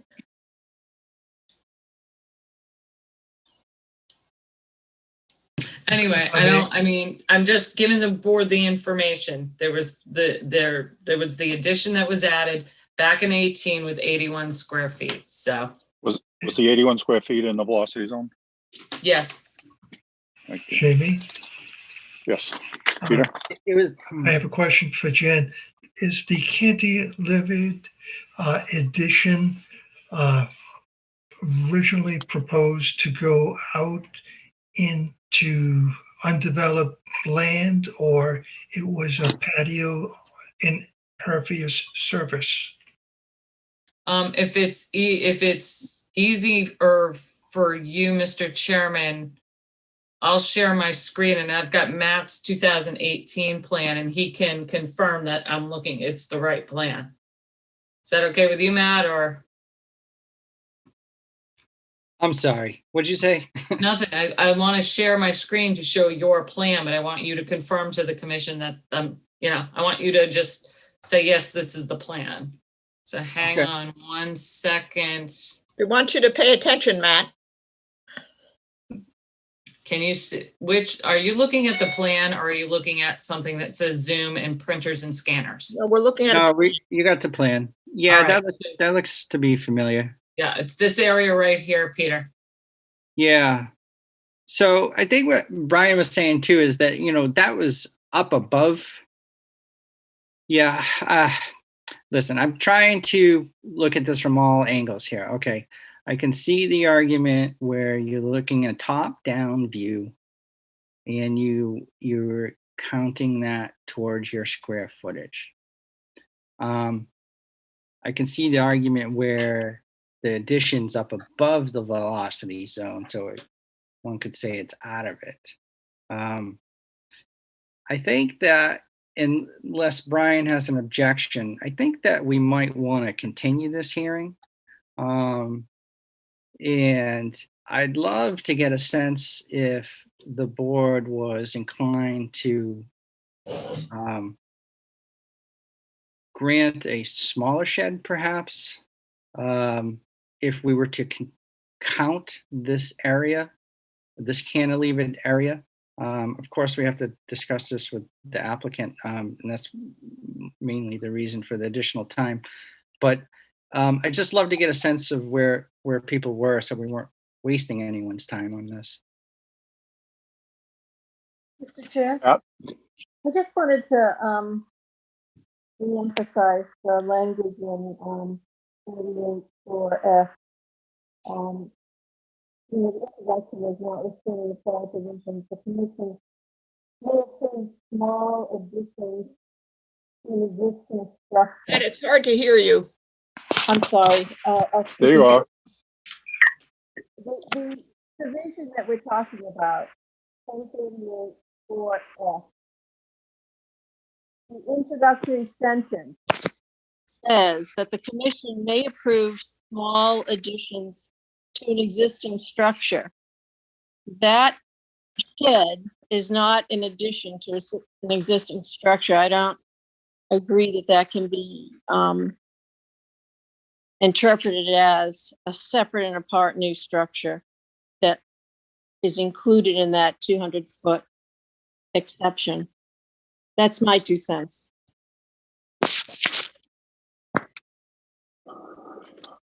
All right. All right, Matt, I don't know if I don't know what you're looking for. I mean, we can't really take a vote. No, Pat's feedback was helpful. I think Matt has a good idea with the continuance, though. Maybe we could come back, Matt, with some photographs of this cantilevered structure so that the commission could have a better idea about what they're ruling on. Yeah. All right, Matt, would you make a formal request then, please? I'd like to request a continuance to, what were we talking, in the 20s? 28th. At least the Matt. 28th. 28th, the 28th, please. I'm going to continue Georgia Alder Lane to that one, so you'll be here that night anyway. Woo-hoo. All right, so the applicant is requesting a continuance to 4/28. So Can somebody make the motion? At the request of the applicant, I'll make a motion to continue this to 4/28. Thank you. Thank you. Anybody for a second? Second, O'Brien. Thank you. So we have a motion and a second to continue this hearing until 4/28. Betsy, Gladfelter, aye. Matthews, aye. Kevin, O'Brien, aye. Pat, Harris, aye. Peter, Walsh, aye. Steve. Pat, aye. Thank you. This hearing is continued until 4/28. I thank you both, but you're up next anyway, so. Next up, again, JM and Leah S. DeCouteau, trustees, Menant 3 Realty Trust, 507 Central Avenue, East Falmouth, Mass, for after-the-fact permission to install a patio and to install mitigation plantings. Jen? Yes, Mr. Chairman, Matt Costa and Brian Wall are here to present their project. All right, Matt, you're up again. Thank you. We're gonna go ahead and put this plan up for you. For the record, again, Matt Costa, Cape and Islands Engineering, here tonight with Brian Wall. So you're familiar with the property. We're here under a notice of intent application for after the fact filing for a patio on the back of the existing garage. I won't go over all the resource areas. You're familiar with the site. The history for this situation is that when we were looking at the shed, we were looking at the area of the work that was done behind the garage and noticed that the patio was enlarged. The owners and Mason didn't think it was a big issue. they didn't think they were doing anything wrong, rebuilding that patio back there. Long story short, they didn't have the benefit of the proper permits. So we have a situation where we're coming back seeking approval for this patio. Now, I'm going to try my best to hatch out the area so you could see it clearly. So what we have is what was existing patio area here. That's this brick hatch. Okay. Then there was existing patio, and you can see it in the photo. It's all fenced in, and that was all existing. All this curve here, all the sideways hatching, all that sideways hatching like that is the new area. Okay, that's the area that's outside of the legally existing patios that were there prior to this construction activity. In this area, we have an existing patio and fence that's fixed to the structure. This proposed patio, or not proposed, but this improved patio, this enlarged patio, is 11 feet away from the salt marsh. That is not any closer than the legally existing patio that's 7 feet away from the salt marsh. This increased area requires mitigation 3-to-1 ratio, and we provide that mitigation to go over in this area. And it's intended to be essentially a way to enlarge the natural vegetation. It's continuous with natural vegetation. We have dune on this side of the road, and we have salt marsh on this side, so this will all essentially go back to being naturally vegetated. So there is again, with this patio improvement, we do have a significant environmental benefit here. We're replacing legally existing lawn area with native vegetation.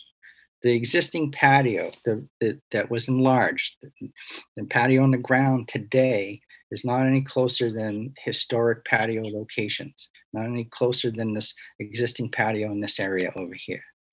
Now, the regulations talk about primary structures, and I know in the staff report they said primary structures.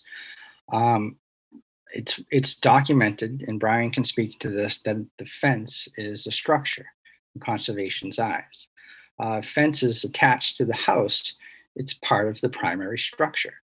To help you visualize this, a good illustration would be if you to think about outdoor showers. If you have an outdoor shower where the walls are attached to the structure and it has a concrete floor, we're doing a plot plan, we have to count that as lot coverage by structure because it's now part of that structure.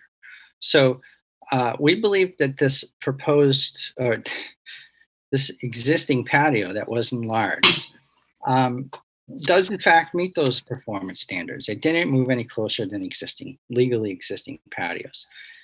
And it actually technically didn't move any closer than the primary dwelling. The benefit here, the major benefit is we're getting 3 times the area in mitigation, and we're going to increase the natural buffers and the natural capacity of the property to protect against erosion, storm damage, protection, and flooding. Where the patio was located was all legally existing lawn area behind a garage adjacent to additional patios. There was no measurable negative impact from the addition of this patio. One could even argue without the mitigation plantings, the removal of lawn area and replacing it with patio has an environmental benefit itself. So we do think that the project meets the performance standards, and we are again respectfully requesting you issue an order of conditions for the after the fact patio. I'm going to hand it over to Brian to see if he has anything to add, and both available to answer any questions. Thank you, Matt. Mr. Chairman, may I speak? Yes, sir. Thank you.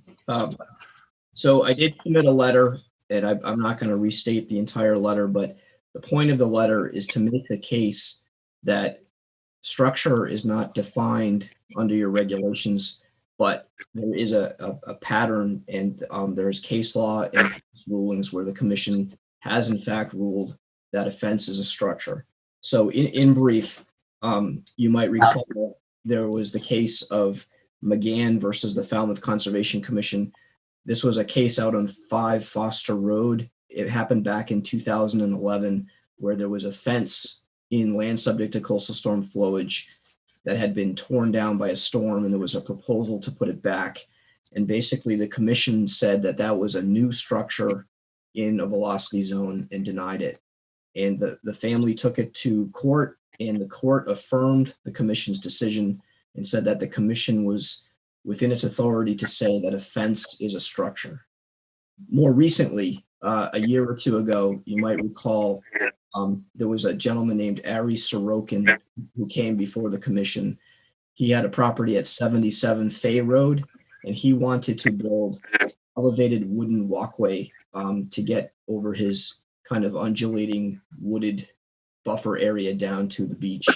And the commission denied that one. One of the reasons that it gave was that the elevated walkway, which was on piles and about 18 inches to 20 inches off the ground, constituted a new structure within a velocity zone. So our contention is that there's precedent for the commission interpreting the fence as a structure, and we believe that this fence is a structure and it is attached to the house, so therefore it is part of the primary structure. And also it surrounds this patio, so it's not just like a barrier fence going down the property line. It's actually part of the layout and the way the structure is used. It's integral to the property and the structure. And just to pick up on something that Matt said too, the commission has very regularly, when going through this analysis about whether something gets closer to the resource area or not, look at every component of the structure. And Matt mentioned outdoor showers. And so if an outdoor shower is part of the structure, this fence should be too, because sometimes outdoor showers are actually made of stockade fence or fence-like materials.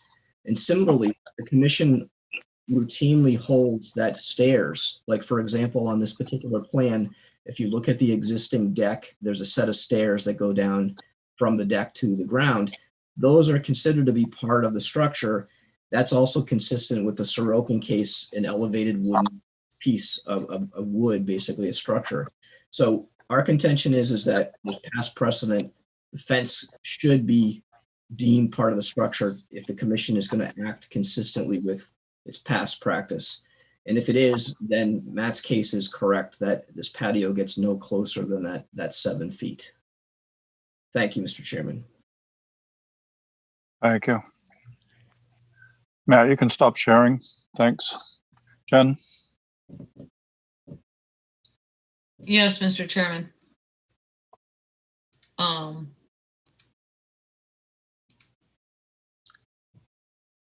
Brian, when did you submit that letter? It's dated February 10th. I think the way it was actually submitted was part of Matt's. Oh, got it. Okay. It came in all together. Okay. I've had this guy, Brian, you and I talked about this a few weeks ago. I would really caution the board whether to consider the fence part of the present primary structure. Matt, do you consider fences part of your lot coverage when you're doing it in zoning if it's attached to a house? And what if we had a stockade fence for a dog, it's attached to a house, or a chain link fence attached to the house, and then it runs all the way down to, let's say, the salt marsh? Does that mean we're now going to allow a house to be built on top of the salt marsh because the fence extends down that way? It's a really dangerous precedent. I can answer that if you want. What was that? I can answer that if you want me to. 1 second. It's just a dangerous precedent if the board allows or considers the fence to be part of the present primary structure. So I feel this patio is going forward. It's moving closer, and I don't consider, the staff will not consider fences to be parts of the present primary structure. Okay, now you can answer it, Matt. All right, so if you were asking me if I would consider just fence on its own, no, it wouldn't Well, consider she's- that for He's lot looking at coverage. a fence attached to a house It's a, that confines a dog What? in the backyard. Don't interrupt. if it doesn't have a concrete floor to it, then no. This is actually, it is actually outdoor shower area. I mean, this looks like a bear. It smells like a bear. It's a bear. It's more than a fence. It is part of the primary structure. It's attached to the primary structure. It's something that you would need to count for lot coverage. I mean, let's take a step back. Okay, look at what we're talking about. We're talking about a patio area, fenced area, where there's a new patio that's replacing lawn. This is not a stretch. You don't just have some fence around lawn area. This is something the commission can hang their hat on. This is a unique circumstance. You don't see this arrangement often. It's not going to open the door for fences to be counted as part of primary structures unless they're in a similar arrangement to this, which also has zoning implications too. So no, I wouldn't agree that just any fence counts at all. I think in this particular case, it's more than that. Well, I'd just like to remind the board that this patio went in without any permits. This applicant has applied to this commission for various permits over the years. We just talked about one a while ago in 2018. They're well aware that they are within the commission's jurisdiction. This is a unique situation because they put themselves in this situation. So we voluntarily came. That as well, that this patio that they're requesting to keep is unpermitted. And to put the commission on the defensive is just. Well, we're not trying to put anybody on the defensive. We voluntarily came with this information. Once it was discovered, it was then addressed. It wasn't like anybody was trying to get away with anything. It was discovered as an issue. The people who had the appropriate information realized that this was an issue and needed to be permitted were put into action, and it results in us being here. This all started with shed, and then we noticed, hey, there's a mason doing something over here. So, the applicant wants to do the right thing, has done the right thing for many, many years. I've done all of their environmental permitting for almost 9 years now, and that's what they want to do. We're not here to try to plead their case on guilt or innocence. We have a patio that's in a spot right now that does not create any negative environmental impacts. And if you were to allow it, it would have a net environmental benefit. Mr. Chairman, can I just clarify something? Yes, sir. I'm not sure if I don't think Jen did this intentionally, but I think there's two different patios that we're talking about. We are before the commission for after the fact permission for that curved patio shown on Matt's plan. The argument about getting closer to the wetland or not is based upon existing conditions. The fence that Matt described is around an existing patio, not the one that we're asking for permission tonight. And finally, I think Jen and Matt both make excellent points. I agree with Jen that if a fence went all the way down to the marsh, we'd be hard pressed to say, oh, we can put the building there. But as Matt said, that's not this. This is a unique situation where there's this existing fence surrounding an existing impervious structure that exists. And I think when taken in its totality, the commission can say reasonably that is a structure, especially since it said structures, fences are structures. And finally, we recognize the point that Jen's making, because if you look on the plan where the mitigation is proposed, there's actually a fence there that's very close to the wetland. And we're not coming before you saying we want that distance because there's a fence there. We're saying that this fence that we're arguing is actually part of the primary structure. And we think the commission could hang its hat on that finding. And is the existing fenced in patio area, is that legal? I mean, that was done before regulations, correct? Give me 1 second. It looks like it's been there for a while. Yeah, that shows up on very old aerials.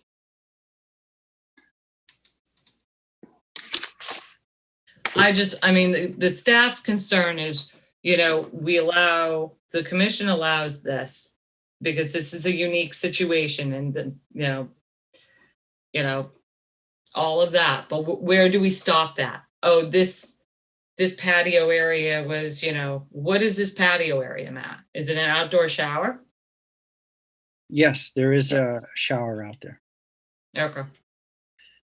I can appreciate your concern for that, creating that slippery slope. Oh, I've been working here for 15 Let 'em years. speak. I've seen this board allow something, and then 2 weeks later, an application comes in. So it's that creep, it's that precedent that really the staff's going to take a hard line on this. We have to. Understood. But also the intent of the regulations are that we create environmental benefits with projects, and that's what we're doing. And you do have a very unique circumstance here that I think that you could feel comfortable with. If I practice empathy and put myself in your shoes and dedicate my time and go sit on these boards, I can see it from the other side of the fence. This is a unique circumstance. It does result in an environmental benefit, and it does allow them to exercise their rights, what we believe is legally and within the boundaries of the regulations. Matt, this is for both Matt and Jen. The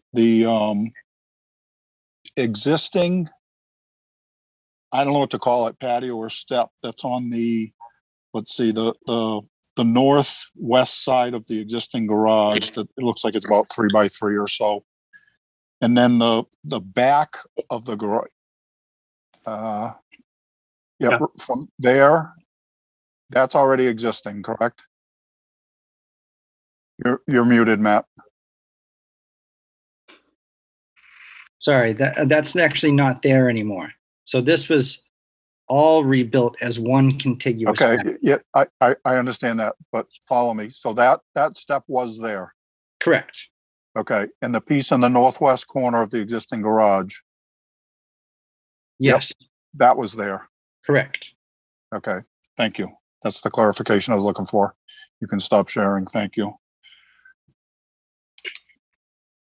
All right. I'm going to open up the commissioner comments. Betsy? Okay, well, my first comment is, yes, Peter brought something up about structures, and so I went through the entire regulations and highlighted every time the word structure was written in the regulations. And they're obviously, a fence is a structure. The question is it part of the primary structure? And we've had other projects that came before us that wanted to count fences as primary structures, and we have not allowed that. But my question is, that patio where you say there's a shower, but I can't see where the shower is on that patio. Forget about the fence. I don't buy that argument at all.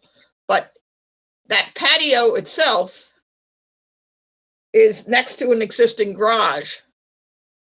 Could people could they have come in and asked for an extra room off that garage over that patio?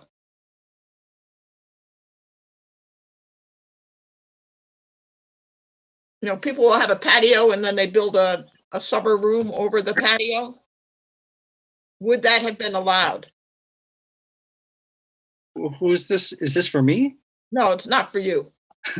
For me? Matt or Jen? I know it's not for you, Jen, Matt, because you'd say yes. All right. Well, all right. Betsy, then repeat it, because I just found something I want to clarify for Jamie. So my understanding is part of the primary structure, which is the shower, is on that patio. Am I correct about that?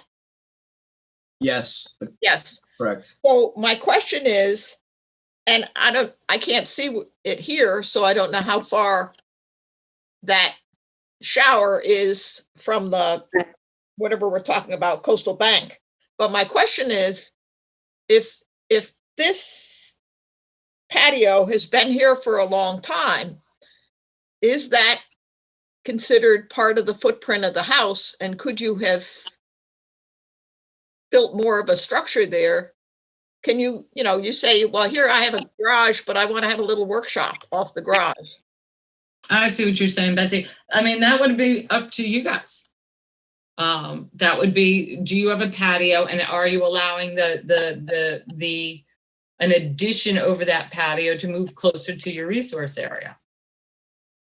I mean, that would be a deliberation this board would have to make. Well, then, right. And what the finding that would be is that patio is part of the primary structure.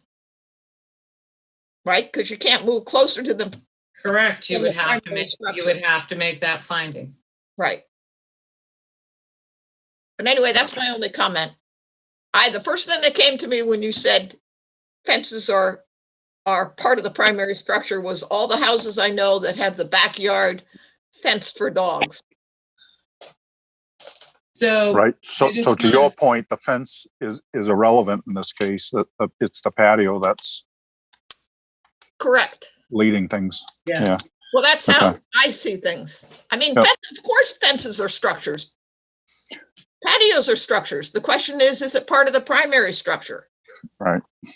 So Matt, you have that little bump out that Jamie was talking about, and you have it in a different hatch section than the new patio, right? Yeah, the little square right off the fenced patio area. Yeah. Yes, that was existing. Mr. Chairman.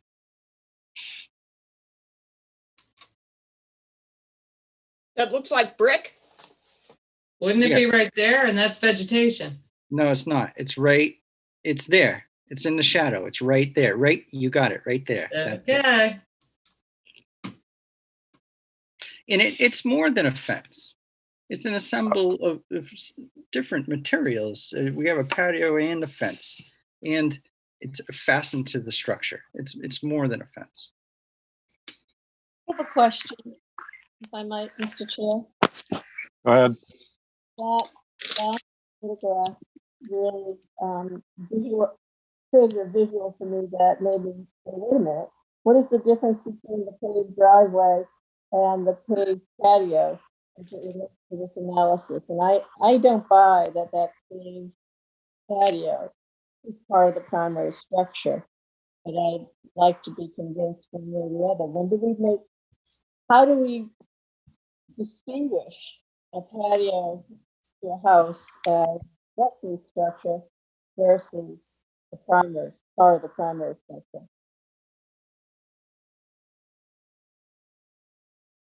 The driveway is not part of the primary structure. We all agree with that. And how is that any different from a concrete slab? This has a fence around it, and the fence is attached to the structure. I don't buy that. You can have fences that are attached to houses to enclose dogs. I mean, we see it all the time. We just approved one. Anything else, Pat? Thank you, Mr. Chair. All right. Mr. O'Brien.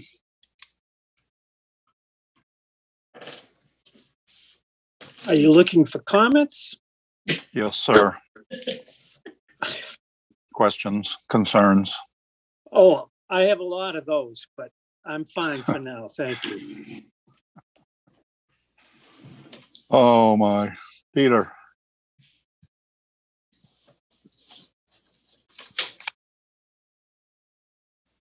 You're muted. There you go. Peter, we think you're muted.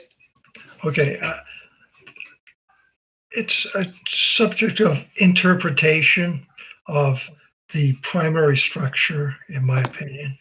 And if someone believes it's one way or the other way, that will indicate their approval or not approval. No further comments. Thank you. Steve? Peter has a way with words. Yes. My point was very similar to his, so I'm going to follow him and drop. That's it. Thank you. All right. Jen, is there anything in the public chat function? No, there is nothing in the public chat, Mr. Chairman. Thank you. All right. So can I make a motion to close the hearing? Yes, you may. And so I make a motion to close the hearing and take it under advisement. Second. Okay. Mr. Costa or Mr. Wall, do you have anything you'd like to add? No, thank you for your time and listening to us. You're Just welcome. the last comment I have, Mr. Chairman, is, and I don't want to restate everything, but I see very interesting arguments about whether it's part of the structure or not. So when you go into your deliberations, I think if you look at the totality of circumstances, I heard the argument about a fencing in the yard for the dog. Clearly, that would not be part of the primary structure because the fence is for the dog.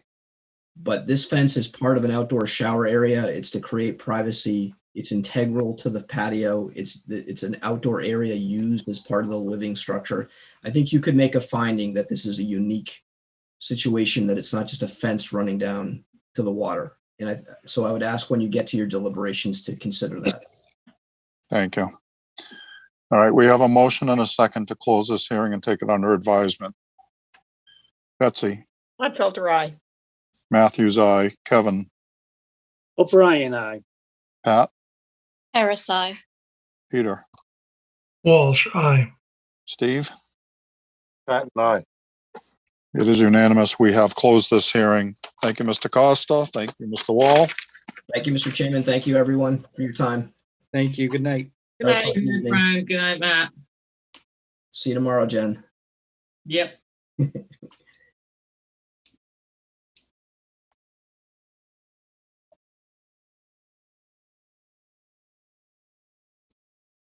All right, next up, requests to amend an existing order of conditions. Woods Hole, Martha's Vineyard, Nantucket Steamship Authority, care of William Cloutier, Woods Hole Ferry Terminal, end of Railroad Ave, Woods Hole, Mass.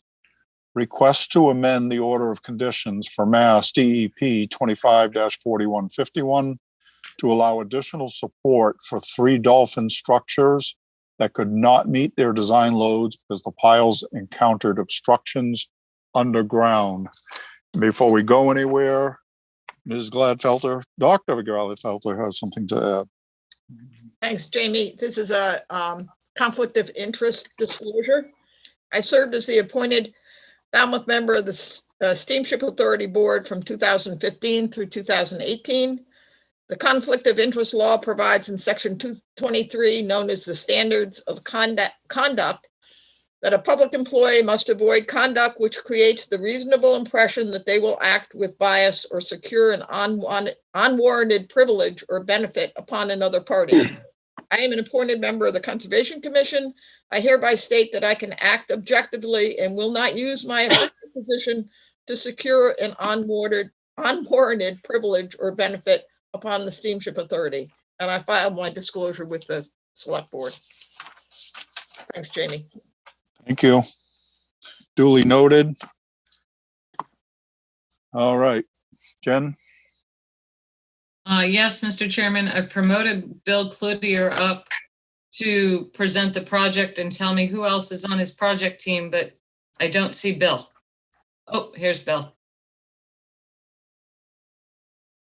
Bill, Mr. you're on Cloutier, mute. you're muted, sir. There you go. Jennifer, if you could promote Dino Fiscaletti from GZA, the project manager. Got him. Is there That would- anybody else? No, that's it. It's just Dino? Okay. I thought it was him, but I wasn't sure. Okay. All right.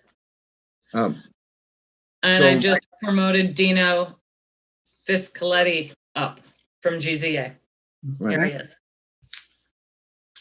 So my name is Bill Cloutier. I'm a project manager for the Steamship Authority. And I'd like to give you a thumbnail of where we are in this project and And I'm going to turn it over to Dino to share his screen with you and go over the changes that we're planning in more detail. So we're in our fourth phase of the marine contract to reconstruct the Woods Hole Terminal. It's the last phase of the marine contract. We knew we anticipated problems with this phase because of the borings that we had taken early on in the design. But we never imagined getting into the problems that we eventually wound up with. So in January, we completed, Cashman completed the pile driving for the monopiles. We drove 10 monopiles. Of the 10, 2 of them turned out to be, we were not able to meet the design depth of minus 100 feet. One was only able to get, we were only able to get down to minus 45, and another was minus 65. Both of those piles need to be resupported in some manner in order to get, be able to handle the design impact of the ferries. One of the piles, the MP31, is in the southwest corner of the slip, a sensitive area near the eelgrass and a beach. And we've decided to hold off on repairing that one at this stage because of that sensitivity. We're going to try to resupport that pile from inside the pipe and not affect, and have, which will have less impact on the environment. It's not as important as the piles on the north side of the slip because the boats come in with the southwest wind, they impact on the north side of that slip.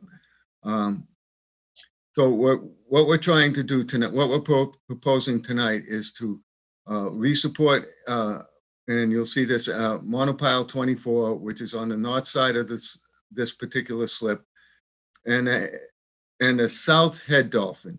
Now, the south head dolphin was planned. We knew we were going to have problems with monopiles in that location, so we decided to go with a conventional design head dolphin in the original order of conditions. As it turns out, when we probed in that area, we had problems with the sheet piling bulkhead in that area, and we probed the area for the head dolphin, and we had the same problems. We were only able to get an H-pile probe down to about minus 15 to minus 19 feet, in which our goal was minus 95. So at that point, and it was in all locations. I mean, we did 12 probes, and every one of them came up the same case. So what we have on the ground is a huge rock cluster that can't be penetrated easily with piles. Our proposal is to design. What we've designed is a gravity structure. It significantly increases the area underwater that we're occupying. We've gone from 140 square feet to, with the pile supported structure, to 600 square feet. But it's the only alternative we are able to implement in order to get the slip operational for this season. With that, I'm going to pass it off to Dino, and he can show you more details on the drawings that he has on his computer. Thank you. Thank you, sir. Okay, I'll just share my screen. Yes, sir. And sure I picked the right one.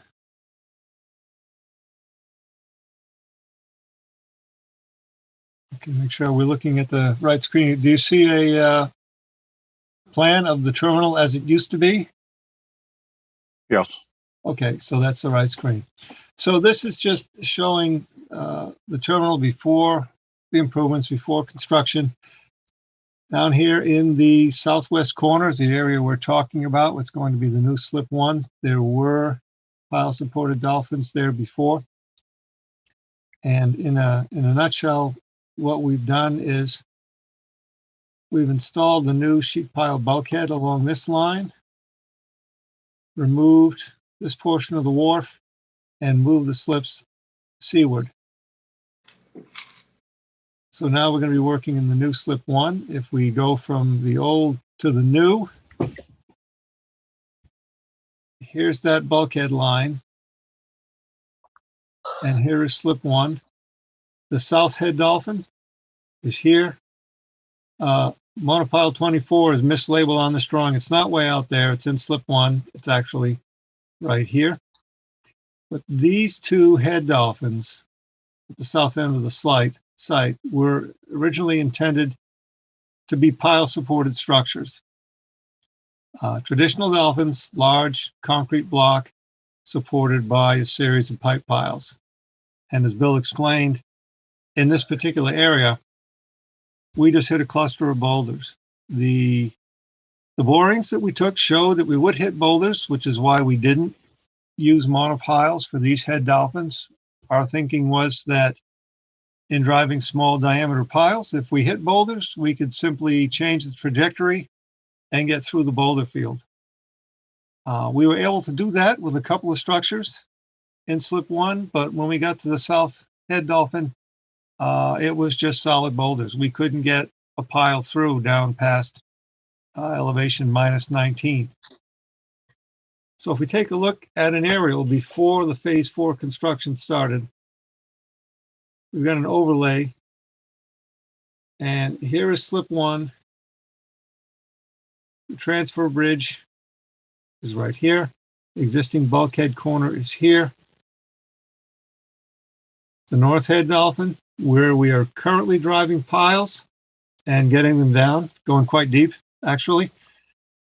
And then the south head dolphin, here is the area. It was basically a block of concrete, 10 by 14, 10 feet high, supported on a dozen piles.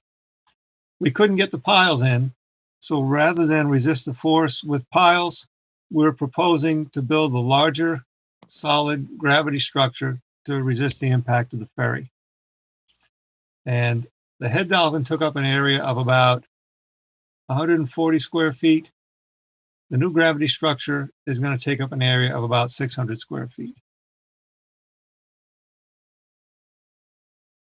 Slip one's here, and the new gravity structure is here, quite a distance away from the edge of the eelgrass, so there's no impact there. There is riprap in this area. We're going to augment that as part of construction. We already have approval to install scour protection in this area and augment the riprap. Monopile 31 that Bill talked about earlier, where we were on the edge of the eelgrass, that's near this structure. This is actually the old structure. Excuse me. This is monopile 31. And you can see we're right on the edge of the eelgrass. So we've deleted that from our application and going to concentrate on the head dolphin and on number 24, because these two are essential to operation of the slip. And these are just a series of the construction drawings that we've edited to show the new structure. If we zoom in a bit. Whoops. Again, you can see the difference in size of the new structure versus the originally designed structure. We did keep it off of the bulkhead to promote some flow through here and not, create a dead spot.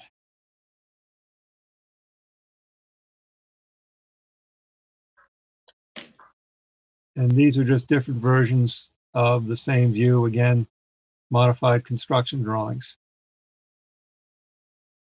So the solution at the head dolphin was basically a solid block of concrete, a mass that will just withstand the impact of the ferry. Out here at monopile 34, different situation. we've installed the 8-foot diameter monopile, but the tip is only down to elevation minus 65. The mud line in this area is around minus 25, so we've got 40 feet of embedment. These are all designed to go down to minus 100. So we're 35 feet short, and we don't have enough resistance to support ferry impact.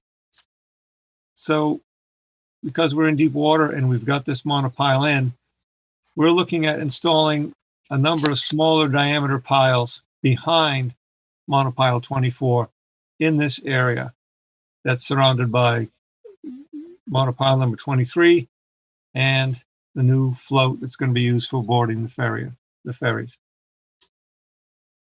So this is out in pretty open water. The head dolphin, in plan, again, it's going to be a sheet pile box that will be installed. And then we're going to fill that with concrete so that we get enough mass that it sits on the bottom. It actually will sit on the boulder field that we found. And mass of the structure and the friction between the concrete and the boulders will hold it in place, keep it from sliding, keep it from turning over, and withstand the ferry impact. It'll be reinforced, and it'll be reinforced inside. The sheet piling will stay in place to help confine it and protect it after it's finished. In elevation,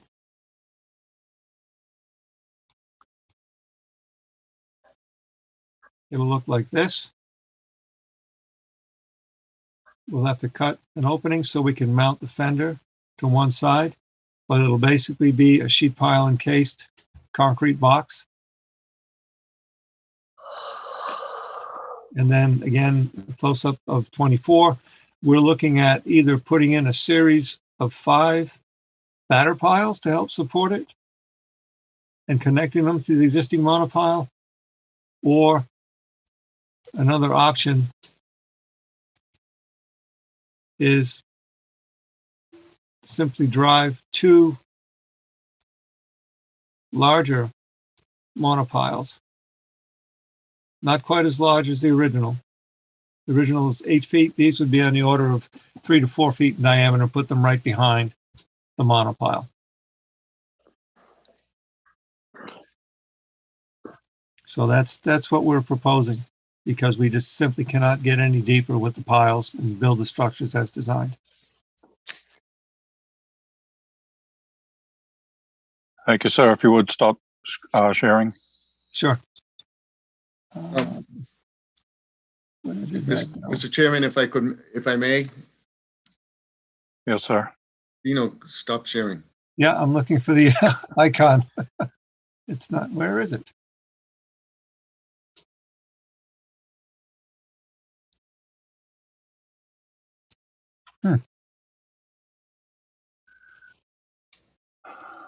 There we go. Oh, here we go.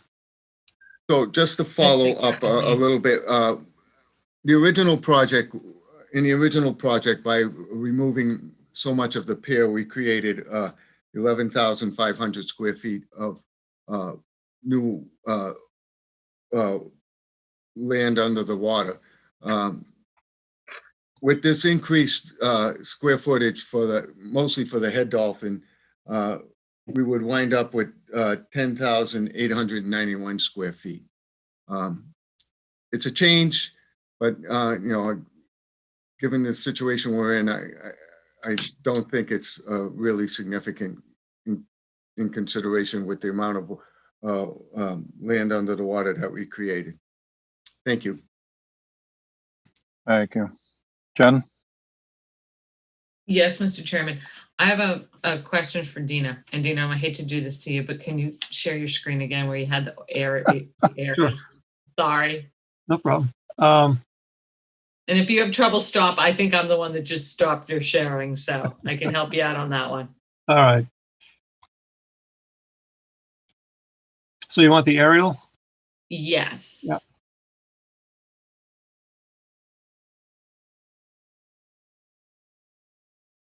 Okay, so in the area of the yellow, so actually go to the next aerial where you had the eelgrass. Yeah. see the purple dotted line that your red circles Oh, in? yeah. No, yeah, that one. Is that what we approved prior when you needed to reinforce the sheet piling in that area? Okay, that was actually the sheet piling. So Okay. yeah, the sheet piling is now deleted because we have, we're reinforcing I should say augmenting the existing riprap that's here Yep. and armoring this slope. And if we do put in that large concrete box, we will not need the sheet piling. Okay. So basically you're just proposing a 600 square foot concrete box, more or less, encased in the sheet piling, and that will be your new South Head Dolphin. Correct. Okay. Then if I may, while we have this screen up. Yep. So we're also trying to reinforce the toe of the sheet piling bulkhead along this line here. Dino, can you show it? Because again, that's an area where we're only able to get down to -19. Yeah, and you're it was moving. Right. So we're going to reinforce that. What we proposed in an earlier time to reinforce that with riprap, the toe with riprap, and we're replacing this FRP sheet piling with a stone, a stone groin to protect the eelgrass and the beach from prop wash from the boats. I just want the board to understand that. So if you go to that next aerial, yep, is that where you have you see the revetment, it looks like you have I'm using my cursor and I'm the only one that can see it over there, where you have that your black arrow right there. If you go closer to shore, like right in there, is that what you're saying, Bill? That's where it is? We're gonna and I got my cursor and nobody can see mine either. But this portion right here along the bulkhead, we're reinforcing, and you see the black rocks out here. Yeah. We're proposing to increase that just past the first head monopile. Okay, that's what I thought. Yeah, that's what I thought. I just want everybody to understand that. Okay. Yeah, that's where I thought. So you're basically working in the area that we allowed you to put that additional revetment and riprap. You're working in that same area. That's correct. Yeah, okay. The only thing we would ask, Mr. Chairman, is that when you're installing the sheet piling, because that might increase the turbidity, that something's done just to protect the eelgrass. I don't know what else the staff could say. We've already, the commission's already allowed them to add that additional riprap in that area. So I don't see there's going to be a greater amount of, there'll be a little bit more disturbance, but there was already going to be some disturbance in that area because of the integrity of that. So and that's all I have for right now, unless Kevin Newton has anything to add. No, not at this time. Thank you. All right. If you could stop sharing, please. Thank you. All right. Steve, we're going to start with you. Thank you, Mr. Chairman.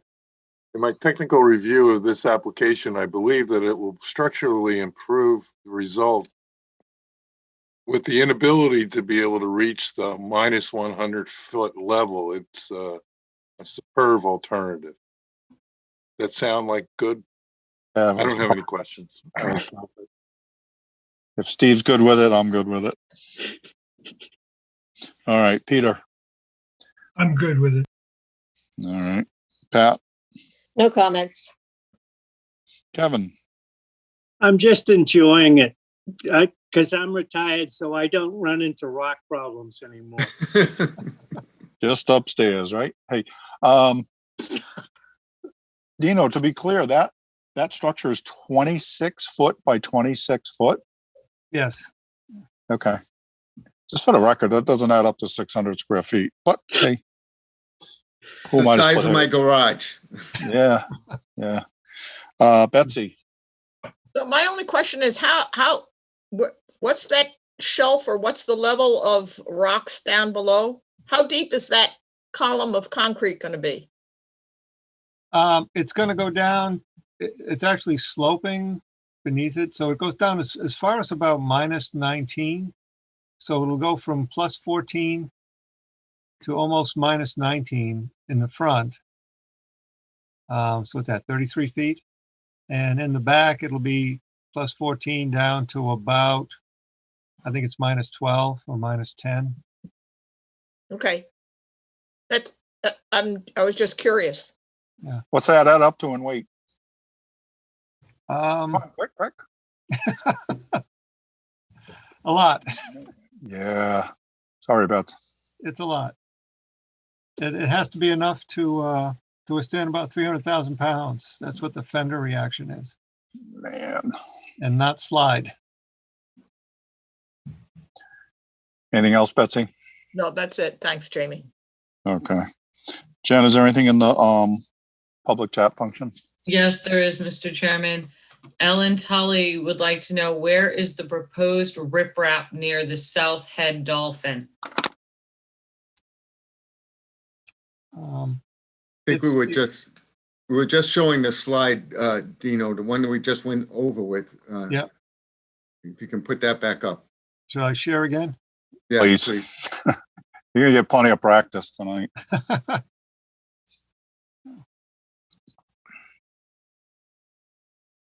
Okay. It's basically going to be this area where there currently is riprap, as you can see in the aerial. So we're just going to supplement that to fill in this area to support the bulkhead behind here, and we'll have a little more scour protection in this area. So it won't extend further south.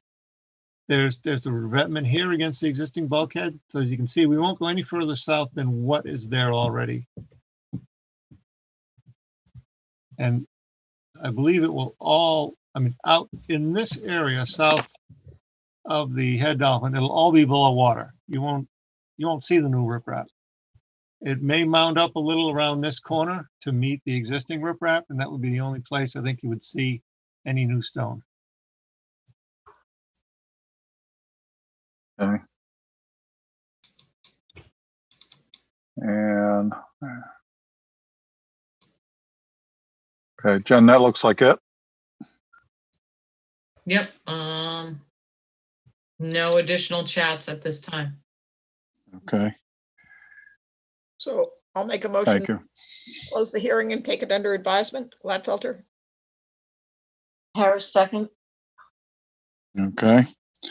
We have a motion and a second to close the hearing. There's no further questions or comments.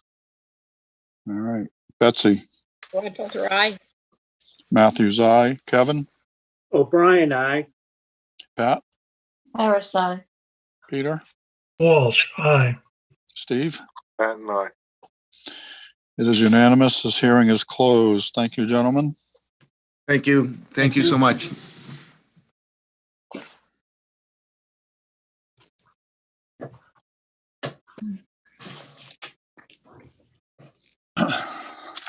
All right.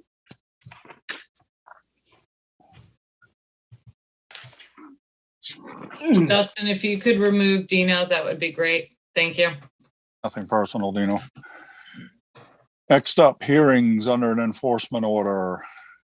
John P. Dargan, trustee, VF Barletta Irrevocable Trust, care of Ron Gillis, 19 Nashon Circle, West Falmouth, Mass.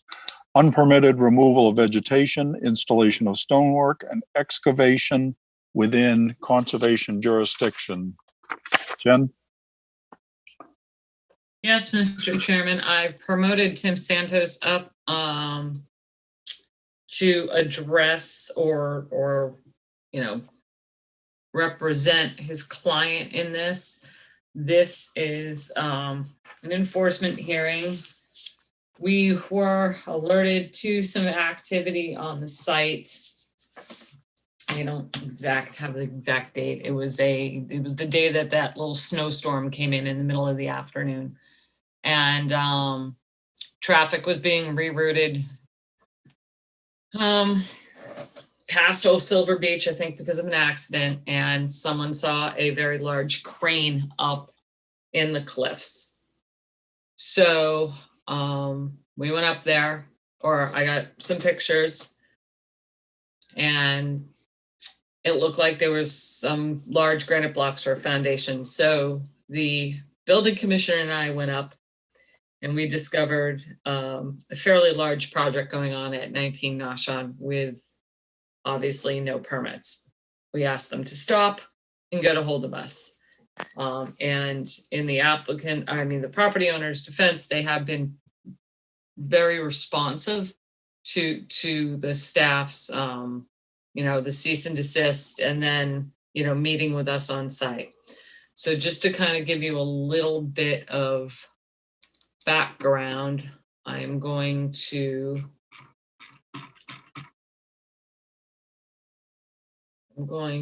share my screen with you guys. So this is April of 2020. This activity was unpermitted. This house was built, this pool was permitted, and there was a little bit of cleared area right here that was permitted. Other than that, and I'll show you a site plan in a little bit, there was a 25-foot, this house was built and the pool was built under your prior regulations. So there was only a 25-foot setback to that coastal bank.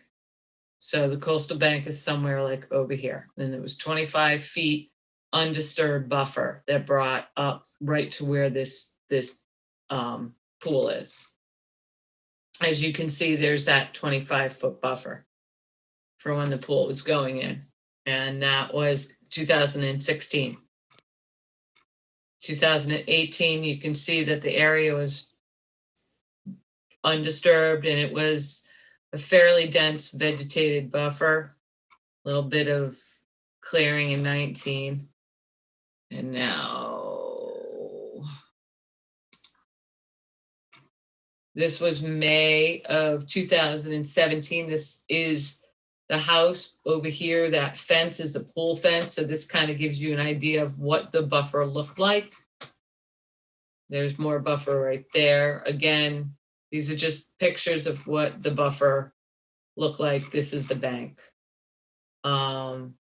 Little bit of clearing when we went out to do compliance on the staircase. If you remember, this board permitted a fairly large staircase down the bank, and it kind of coincided with a larger repair of the revetment and the almost like the breakwater that went out on the neighboring property. Again, the pool fence, the trees, and all of that. I'm going to stop sharing for a second. I'm going to close this. And now I'm going to start sharing again. So we went out, stopped the project, and then in March, after the snow had melted, we met out with the applicant's representatives. It was Tim, Nate from Homes and McGrath, Josh Marks from Chris Mark and Sons Landscaping, and some representatives of, I believe it's called Barletta Corporation. And this is what the area looks like today. This is the pool fence. This is where all the trees. You're not sharing, John. Oh. Yes. Okay, hang on 1 second. Sorry about that.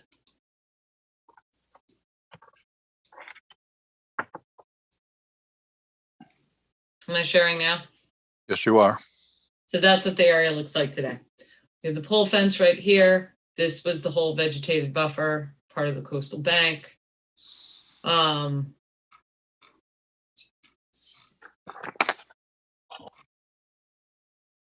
quite sure. They're excavating, more excavation.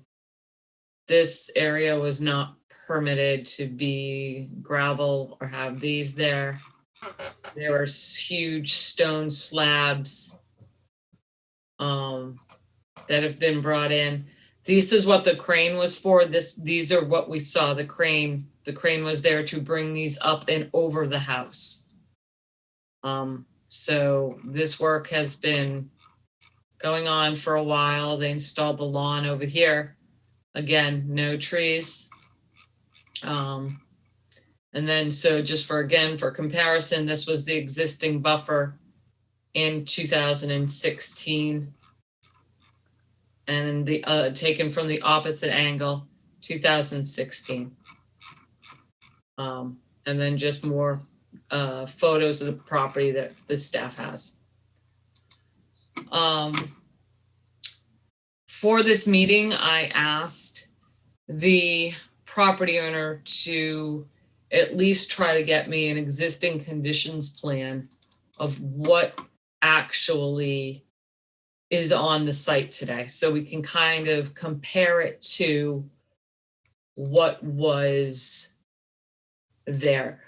One of the good things about, well, not good things about this, but one of the easier things about this is that Holmes and McGrath did a number of plans for this property, and every one of those plans has tree locations with the diameters of the tree at that time. So we know what was taken out, a majority of what was taken out. We have the type of tree, the size of the tree, the grades that were on the property. So it's helpful in a situation like this because it makes it very easy for Chris Mark and Sons, Josh Marks, to come up with a restoration plan, because we're going to want that canopy replaced. All that staff is recommending, all those stone slabs that were built up, all of that has to be taken out. That tree layer has to be reestablished. That grade has to be reestablished. So one more time, Mr. Chairman, I'm going to share my screen. This is a plan that Tim Santos sent me from Holmes and McGrath. This was the top of the coastal bank that they had surveyed back in 19 for that compliance plan. You're not sharing. Oh, what am I doing? There we go. Sorry about that. Can you see it now? Yep. Yeah. So this is the top of the coastal bank that Holmes and McGrath had located for the compliance for 2019. This is the area that was excavated out. So I was very concerned that they had actually altered the top of the coastal bank, but it doesn't appear that that was done. So that's actually good. But all these granite retaining walls that I had just shown you and what the crane was situated right here and was hauling things up and over the top of the house. All of this has to be removed. All of this has to be removed. That original grade should be, or at least staff's recommending the board require that original grade to be reestablished, and that working with the previous plans and photos and aerials that we have, that whole area be revegetated. Now, I had asked Tim to try to get me that plan for tonight, and they did do that. So that's a good start. But now we have the greater work to develop that restoration plan. So what the staff would suggest is that we kick this out a month or so and give the property owner the, and give the representatives, time to develop a restoration plan that can be implemented. And that's all I have for you, unless Kevin has anything to add. Kevin Newton. I think the photographs speak for themselves on this one. And again, we have a number of plans from Holmes and McGrath, and each iteration shows different trees that have been surveyed. So we have a pretty good idea of of at least the native trees that were in that area. At least the ones that were over 5-inch DBH that were surveyed. So we know what was taken. We have a very good idea of what was taken out just by doing a really good review of the plan that was done in 14, 16, 19. I mean, we can figure out what trees were out there. All right. So I guess Tim is here. So Tim, thank you for getting that plan to me. And Tim is here to answer any questions. Or, yeah, I guess answer any questions. Tim, do you want to add anything before I turn it over to commissioners? No, I think Jen did a great job, kind of going over what had happened in the history, and just let the members know and staff know, which they're aware of, that we have been hired by the owner, and we are working diligently once we hear what happens tonight to come up with a restoration plan, and we'll work with staff to get it back to what it used to look like. Probably not exactly what it looked like, but to the best of our ability. So. Okay. Betsy, do you want to start? Nope, I think we should just go ahead and vote, and Jen can suggest a time when we'd like to see a restoration plan. Okay. Well, I'm going to ask if anybody has anything they want to say. Yes, I have no questions though. Thank you. Kevin? No questions. Okay. Pat? No questions. Thank you, staff, for such a good job. As usual. Peter? Staff, good job. And I will be looking at caliper inches, not just 3 for 3. We do have the caliper inches on the Okay. plans, Peter, Okay, thank you. which is Other helpful questions? again. Okay. So Tim, please, I don't know, going forward, we'll continue this out a month or so, but it probably is important to get Josh those plans so he can kind of come up with something. Yep, not a problem. Yeah. Steve? No questions. Okay. All right. What do we want for a date, Jen? Tim, what are you looking at? How about May 5th? It'll give us about a month. Yeah, I'm just looking at my phone. I'm sorry. It's Yeah. okay. That I was gonna say 4 weeks. That's what I was looking for. Sure, that sounds great. And once Josh comes up with something, I'll definitely get it over to you and to staff so we can have like a preliminary review of it before we bring something back before you. Okay. And just make sure that site is stabilized unless we have, I can't remember. Let me see. I don't think there's any chance of that running down that steep coastal bank, because board has to understand, like, where that staircase is, that's pretty steep. I know the board, at least Steve, I remember you commenting about when you went out there, and it's the area where the revetment's all around. It has a huge breakwater. It almost makes the little marina looking out there. It's a pretty impressive kind of area down below. But it's pretty steep. So Tim, just make sure that whole site is stabilized. I'll talk with them and make sure it gets done if it's not done. Thank you. So I'd say May 5th, Mr. Chairman, to continue this, and staff will keep working with the property owner. So do we have to vote that we're going to issue an enforcement order?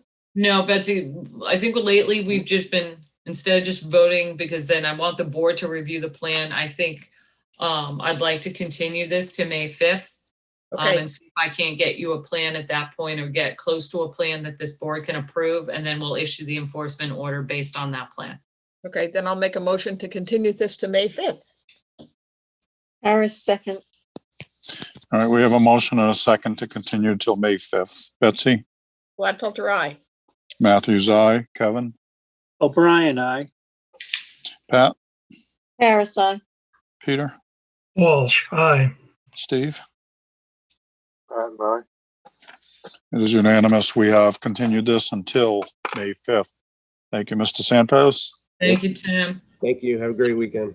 You too. Good night. Good night. Next up, our vote order of conditions. First up, Christopher Muti, 39 Miami Avenue, Falmouth, Mass. Going a little quick for me, Mr. Chairman. Hang on. Well, I'll just slip in then so Susan knows and Jamie knows, so that the voting quorum for this is all of us who are here. So it's Kevin, Betsy, Jamie, Steve, Peter, and Pat. All right.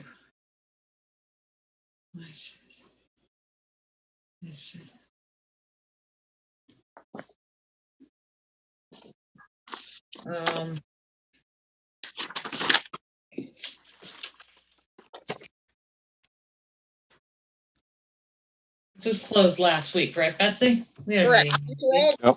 So proposed shed and mitigation planting. Yeah, the only thing is, you wanted us to shift the trees, Betsy, because they were in the, Yeah, just move the trees out from under the canopy. yeah.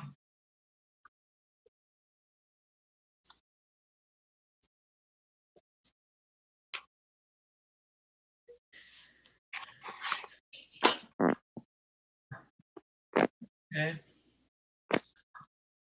Yeah, so that's it all. That's all I have on that one. It's kind of simple, really. That and to stop cutting the buffer. So I'll Wow, man. make a motion to accept as discussed. I mean, to issue an order of conditions as discussed. Harris Second, O'Brien. Does anybody have anything else they want to know on this? All right, so we have a motion and a second to issue an order of conditions. Betsy? Gladfelder, aye. Matthews, aye. Kevin? O'Brien, aye. Pat? Harris, aye. Peter? Walsh, aye. Steve? Pat and I. It is unanimous. We have issued an order of conditions. Next up, Lady Fair LLC, 44 Jewelers Avenue, East Falmouth, Mass. This is that dock. Let me get there. Oh, yeah. This is the dock that has been. Same Betsy. quorum, just for the record. Yes. Betsy quorum. Yeah, same quorum for all of these.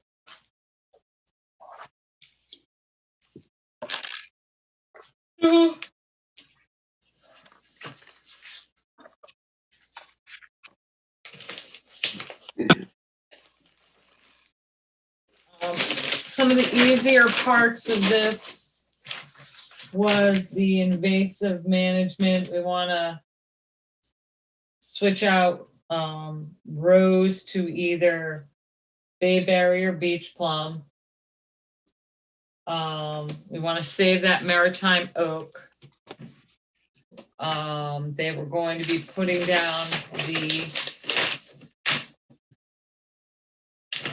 the core fiber logs to kind of stabilize that eroding bank with 70 cubic yards, and that's for the life of the project, or at least for 3 years.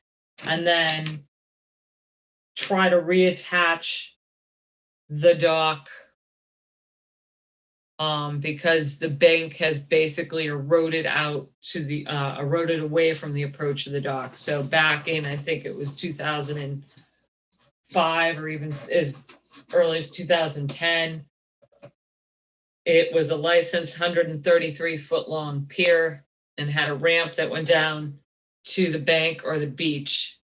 And over the years, at least the last 5 years specifically, that has eroded away so that there's no longer a way to get to the dock from the shoreline. And then part of the structure got damaged, so had to be removed. So that 70 cubic yards is for 3 years. Yes, 70 cubic yards is for 3 years. It is lengthening a dock landward in a V zone.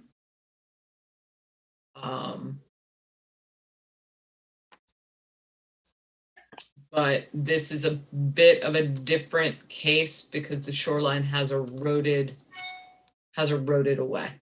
I'm trying to bring up some aerials to show you. And I think Mike added some aerials in his submittal that kind of illustrated what was happening.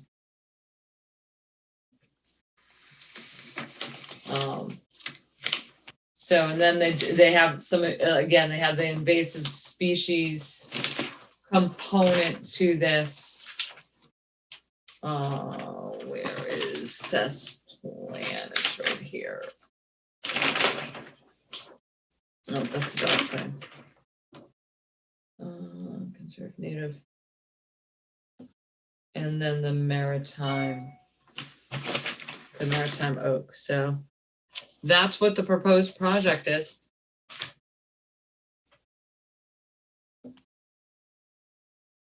So the key conditions would be protecting that oak and then the 70 yards only once for the project. And I think Seth made that statement. It was 70 yards, it's going on, and that's it.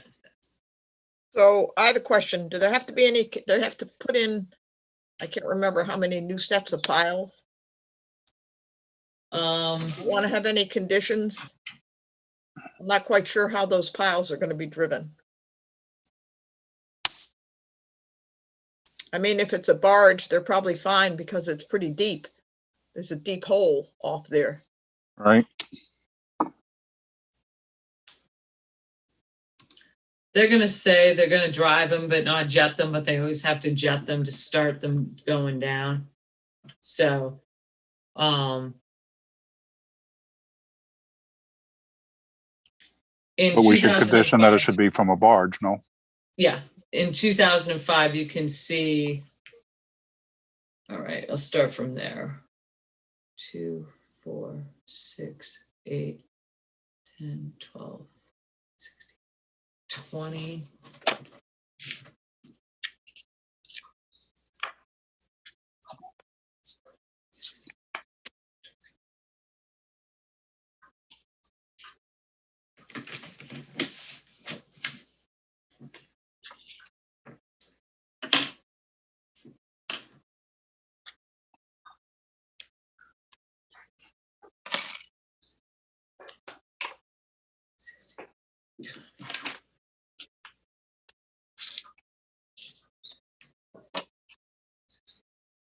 So Betsy, it doesn't appear from the 2005 aerial to this that they're going to be driving any additional pilings. Mike said they were.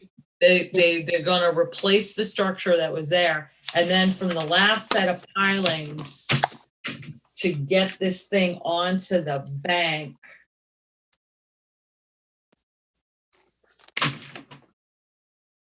is 30 feet. Is about 30 feet. Mike said there were going to be additional pilings. There's going to be new pilings because the structure that's out there now.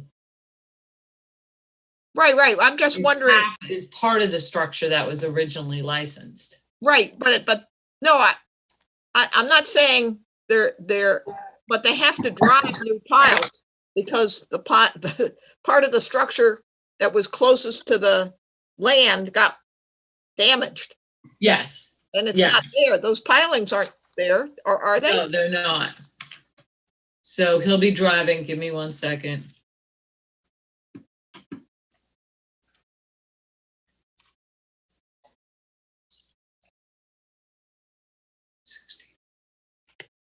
Four new pilings. Okay. Then if there's wait a minute.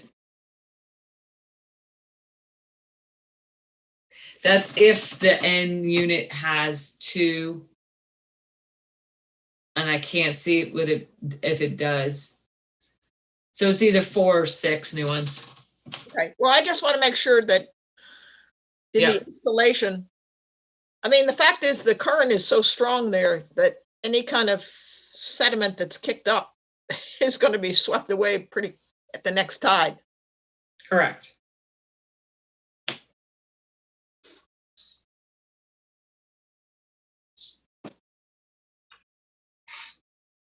Are we ready for a I motion? mean, but this, again, I mean, Hold this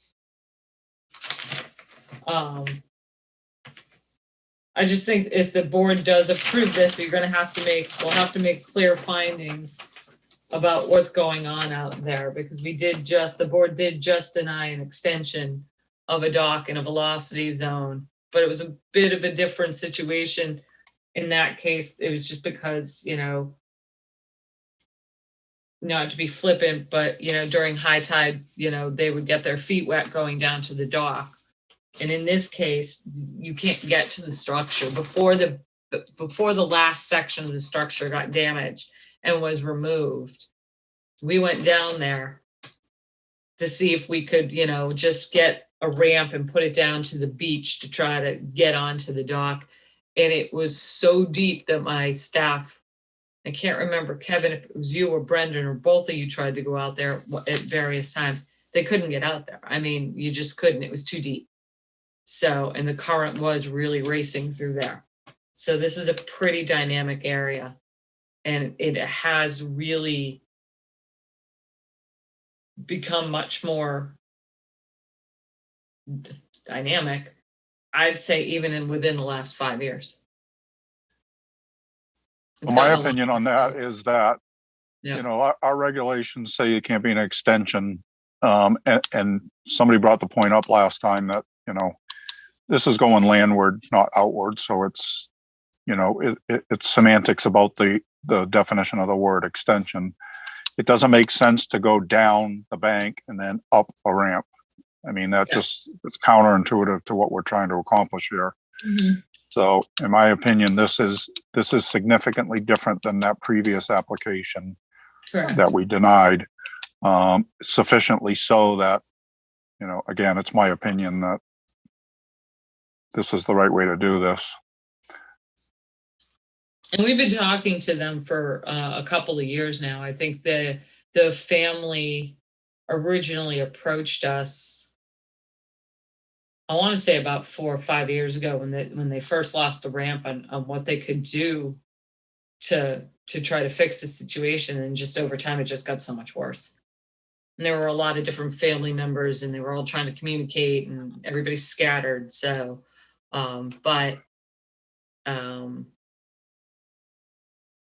it's, you can't get out there. It's impossible. No, and the upside with this being raised is, it's not going to impede the flow. Mhm. Where if you had a ramp, the ramp would probably get washed away anyway, but, the ramp could create some friction with the flow. So anyway, that's my 2 cents.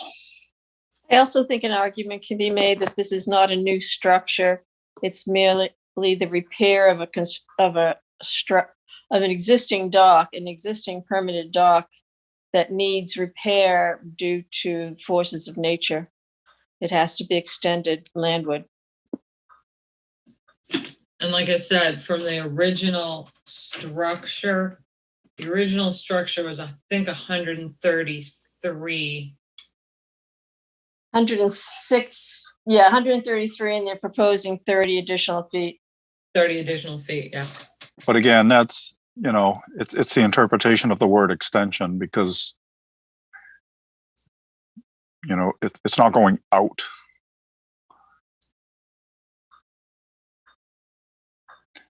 Anybody have anything else? Yes. Peter? I look at it like the original license was for 133 feet. And Mike presented it as if the water is deep enough, and he said it was, it could be chopped off 30 feet further outward, so that the total length would still be 133 feet. But he said that it would be very expensive to do that.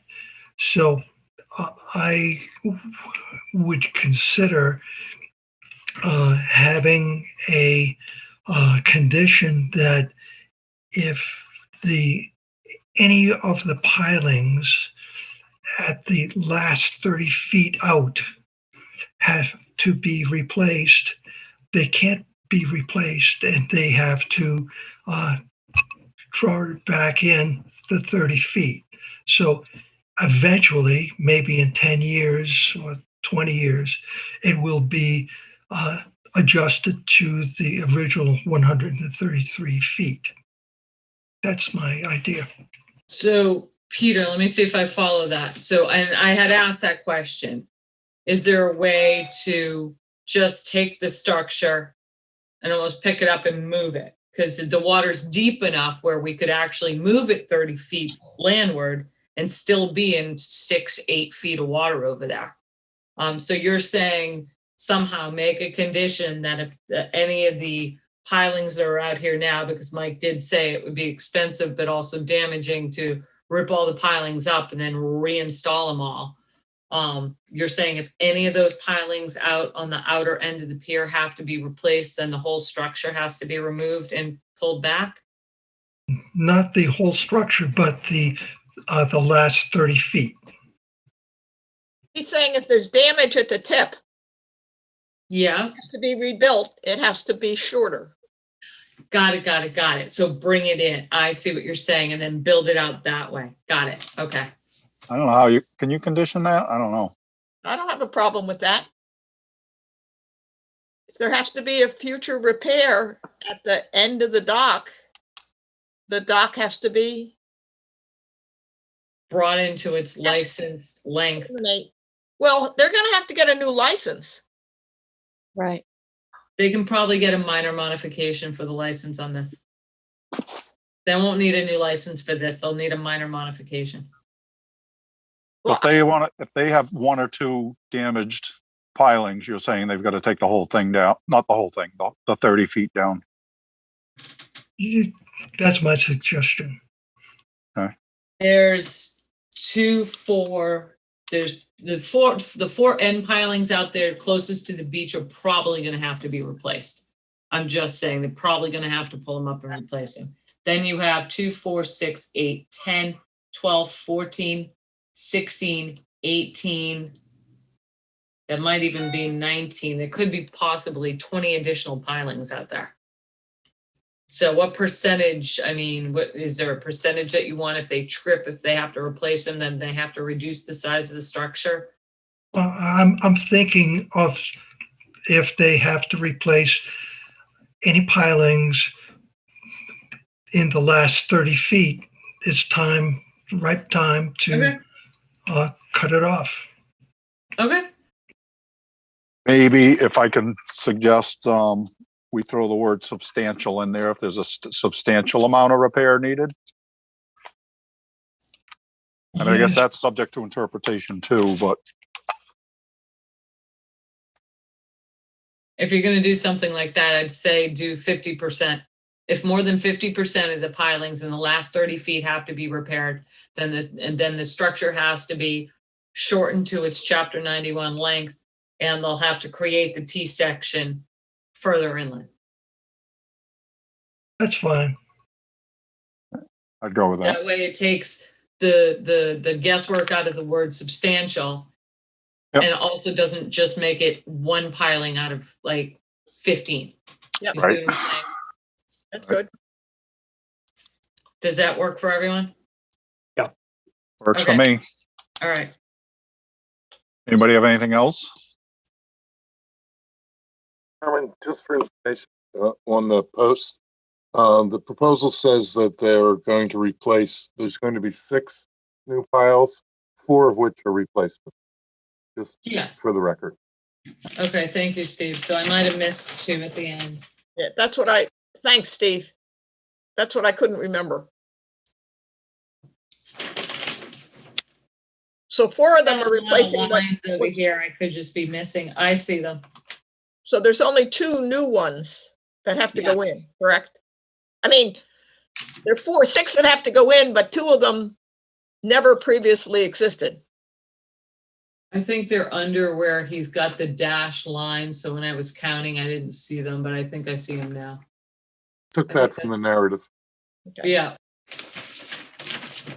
Cool. So I'll make a motion to issue an order of conditions based on the discussion that we just had. As Sarah, amended by Peter. As amended by Peter and clarified by Jamie and Jen. Second, Patton. Okay, we have a motion and a second to issue the order of conditions as discussed. Betsy, Gladfelter, aye. Matthews, aye. Kevin, O'Brien, aye. Pat, Harris, aye.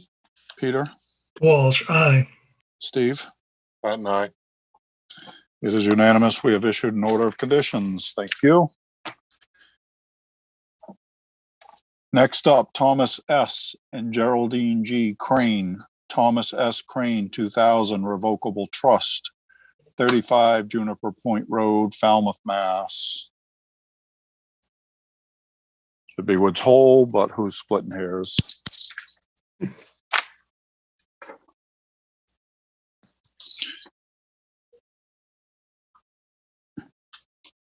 And for the record, it's the same quorum. Correct. This was Teresa's project, doing the coastal bank restoration.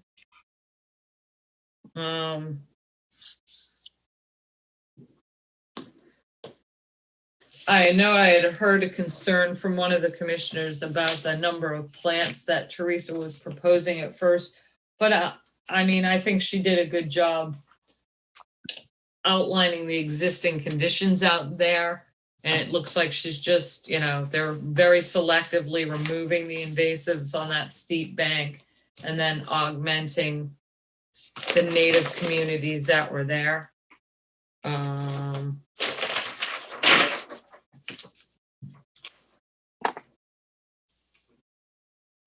We would want a staff walkthrough ahead of time, right? Yeah, we always do. Yeah, good to have them. Do we always condition that? Yeah, on site. Most of the times we do. Most of the times, that's what I want to make clear is, I got it on site prior to work. Anybody have anything? Anything else you think we should include, Jen?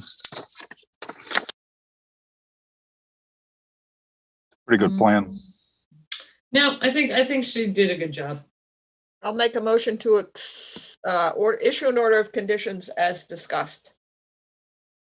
Harris, second.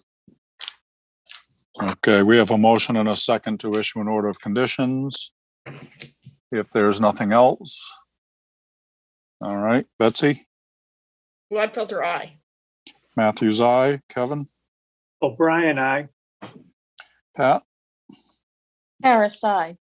Peter, Walsh, aye. Steve. Patton, aye. Is unanimous. We have issued an order of conditions. Thank you. Next up, Teague I. Campbell, 147 Bay Road, North Falmouth, Mass. This is a dock. You notice I didn't say new or reconstructed, right?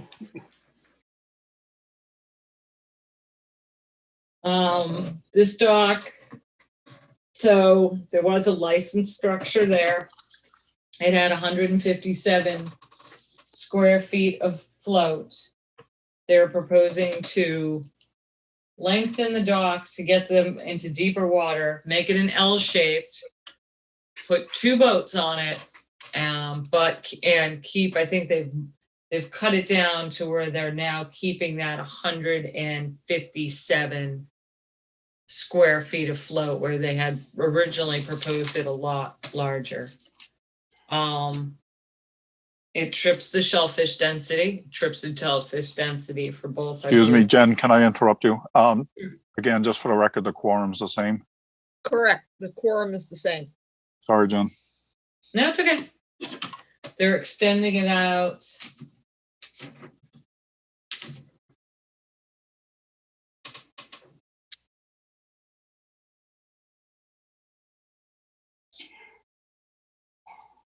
Hang on, I can't find his scale. It's I gotta think he be- agreed that Yeah, he would keep yeah, it it's at what it was. Yeah, they're bumping it out. It appears to be about 10 feet lengthwise, and then they're making that L. They're getting that boat out of about 1.3, 2.1, and into about 5 feet of water where that channel starts. Usually the board only, so one, it trips the shellfish density. Two, it's making it, well, it's getting it in deeper water, so it is extending it, but I don't think that that's a, I don't think that's a V-zone. It's not. No, it's not. So it's not in a V-zone. And the only concern that staff has was that second boat that's shown on the plan. Do our regulations say it has to be T? We don't have I don't believe there is a regulation that says it has to be a T. I think this board always prefers to see a T because then it's easier to regulate the one boat that you regulate on the dock. Usually if we do an L, we put some sort of railing on that, it has to have a railing on the inside. So, but I mean, let's be realistic. If they're showing a Zodiac on the plan, even if we put that they can't have the Zodiac on the dock, we all know it's going to go on there. Do our regulations say it's limited to one boat?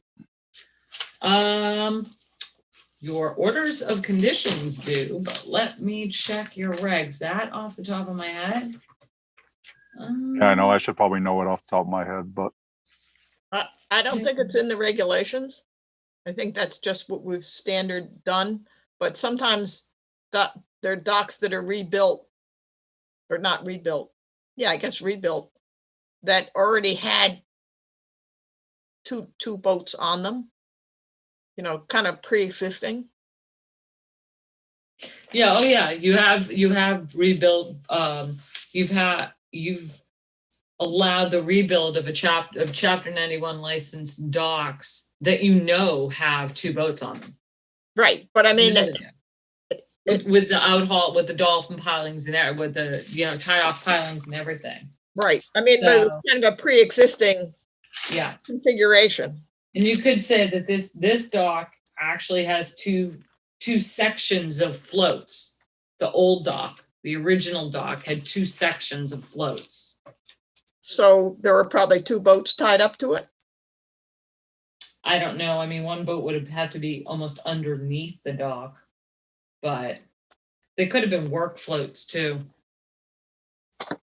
I don't think it says that it can only be one dock, Jamie. I really don't, but I'm trying to look real quick. right. But if the pre-existing one had it that way, then we're not really allowing something new. No. No. So I have a question for Jen. Great. You ready? Sure. So this reminds me of some of the things we had in the Inner Harbor, where it's it's kind of a reconfiguration of docks, kind of same footprint.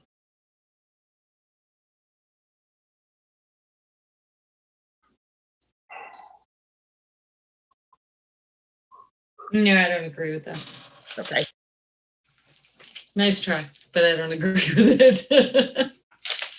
So my original question was, isn't this a new dock, not a reconstruction, because the design is going from a T to an L?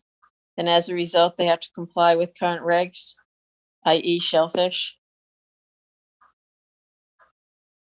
I mean, Pat has a point. I mean, it's not rebuilding this in kind. It is a new and different. But we've allowed that multiple times in the Inner Harbor. Is that right? Yep, where The they've, Inner Harbor is different. Falmouth, we've always treated it, we've always looked at Falmouth Inner Harbor to be a little bit different than a recreational dock. Would this need a new Chapter 91 license? Yes, it would. I don't think they'd approve this under a minor modification. I think it would be a new Chapter 91 license. But I'd have to check. So I don't know, the way I see it, the question is, he's willing to keep it under the existing footage. Do we want to push the T versus the L and or push the single boat versus two boats? I mean, Or is that, deny it because it trips your shellfish density. or just what? Or just deny it because it trips the shellfish density, because it's a new structure, as Pat saying. So there's your third option. But he has a pre-existing 91 license, correct? Yes. Yes. Yeah. So I hear what you're saying, Pat, but and I'm not saying I see it strictly as a rebuild, but I don't really see it as brand new either. My opinion. What do you guys want me to do? Anybody have anything you want to add? Steve, Peter, Kevin? Have something, my opinion is with Jamie's, that I see it as a rebuild, and the water, the depth of the water changed somewhat, and it's still a rebuild.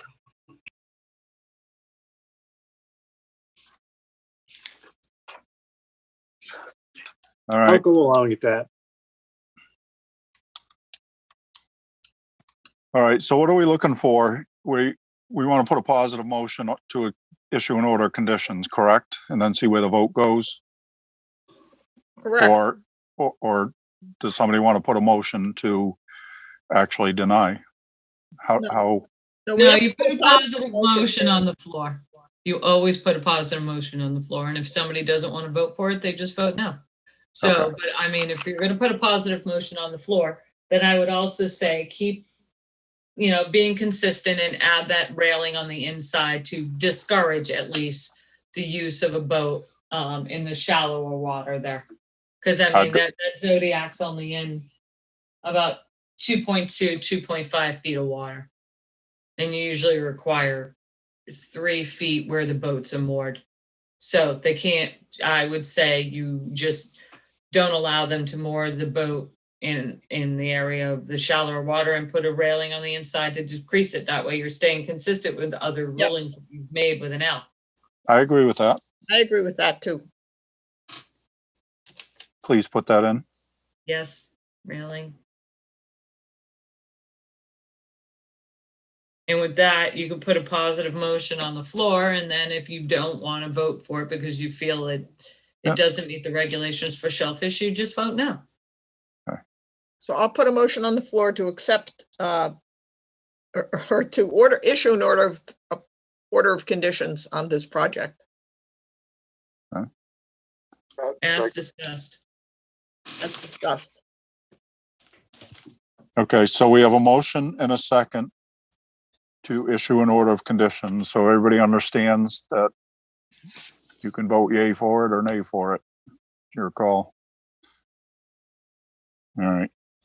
Betsy, Aye. Matthews, aye. Kevin, O'Brien, aye. Pat, Harris, aye. Peter, Walsh, aye. Steve. And After all that, it is unanimous. We have issued an order of conditions. Thank you, everyone.